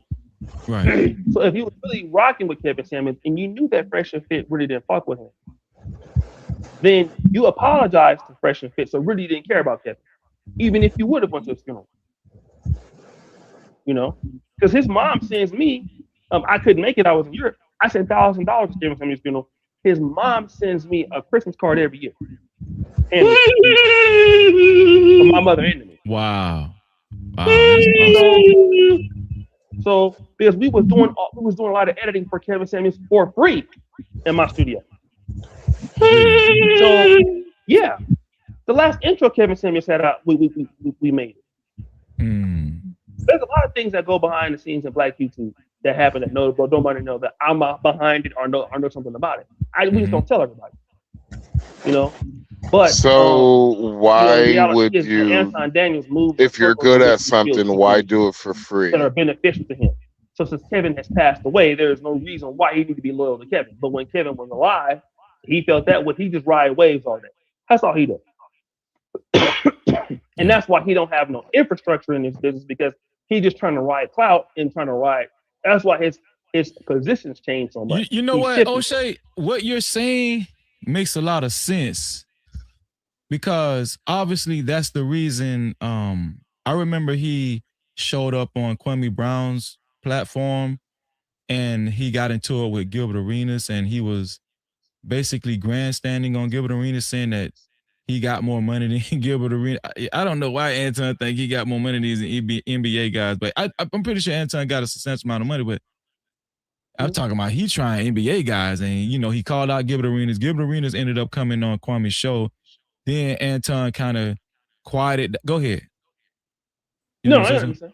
Then Anton kind of quieted down when Gilbert came on the show. Then Anton went at Gilbert's co-host, Kenyon Martin, saying that they're basically nobodies, and they're yes men to Gilbert Arenas. And when I was watching it, I was saying to myself, why is Anton doing it? That's so unnecessary. Like, his ego is so big. I was like, there's no reason why he should be disparaging Kenyon Martin. Kenyon Martin don't even know you, bro. Why are you on Kwame Brown's live stream disrespecting him, basically calling him the help, and the rest of Gilbert Arenas' cast members and everything? I said to myself, why did you even go there, bro? Those guys why did you even target those guys and belittle those guys? Bro, you're on Kwame Brown's platform. You're talking to Gilbert Arenas. You could have used that as an opportunity to network or whatever. I realized that Anton doesn't give he doesn't give a damn about networking. All he cares about is capitalizing on the moment and looking better than everybody else. That's it. Well, he does care about networking if it can benefit him. Like Myron, Fresh and Fit, Jason Whitlock. So you ain't gonna come after them angry man. Anybody who has similar, let's say, for example, it's a two-pronged strategy. So people who he can share an audience with, Jason Whitlock, angry. Let's say I could see him working with the Hodge twins, because Anton Daniels, a lot of his audience is also probably non-white, so that's why he reaches into some of the ICE issues and some of the political right-leaning issues. That's another layer of audience. But then those that he can't benefit from, if they're big enough, he can go to war with them. Somebody like Corey Holcomb, because somebody like Corey Holcomb and Anton Daniels most likely don't share the same audience. So there is no reason to befriend Corey Holcomb, because simply the platform, the intellectual framework would not match. So Candace Owens, he could work with her. So he does network if that fan base is beneficial. And at the time that Anton Daniels was wanting to, meet up with Kevin Samuels on the Peak Network, they were talking about relationships. That was a big thing in 2020, 2021, black men and black women relationships. So that was a good fit.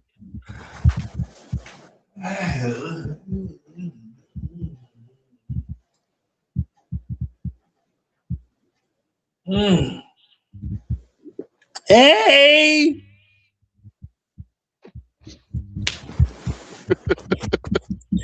I had to go get a drink. You easing up on 11 hours on this, man. Yeah, right. We fixing it. Listen, I'm about to end it. All right. Hold on for a minute. Wrap it all up. Say your final words, and then. I had something queued up for you that I've been trying to doggone. I was gonna play it, but you got into all kinds of other stuff, and it's no copyright in front. You won't get a copyright strike because this one is not the release one. Okay. Nah, I don't want to risk it. Okay, all right. Well, don't believe me, but I could. If I was to send you a link to a video I did on my page while I'm driving, that song is on there, and then I clicked on my version of Always and Forever by Heatwave. my production of that, and just for shits and giggles, and they be like, well, you should release that. You should this. You should no. You pay me. You think I'm gonna do this just to be cute? I ain't the rest of these doggone DJs. Amen. Listen, it's 11 o'clock. I'm tired, and I don't want to. It's 11 o'clock. Or like 11 hours. You must be in California. I'm in. It's 1 o'clock. I just said 11 o'clock because I'm tired and sleepy. Listen. Oh, it's 1 o'clock. Okay. Go ahead. All right. Good night, DJ. Okay. Hey, love, peace, hair grease, and hot pockets. Pikachu.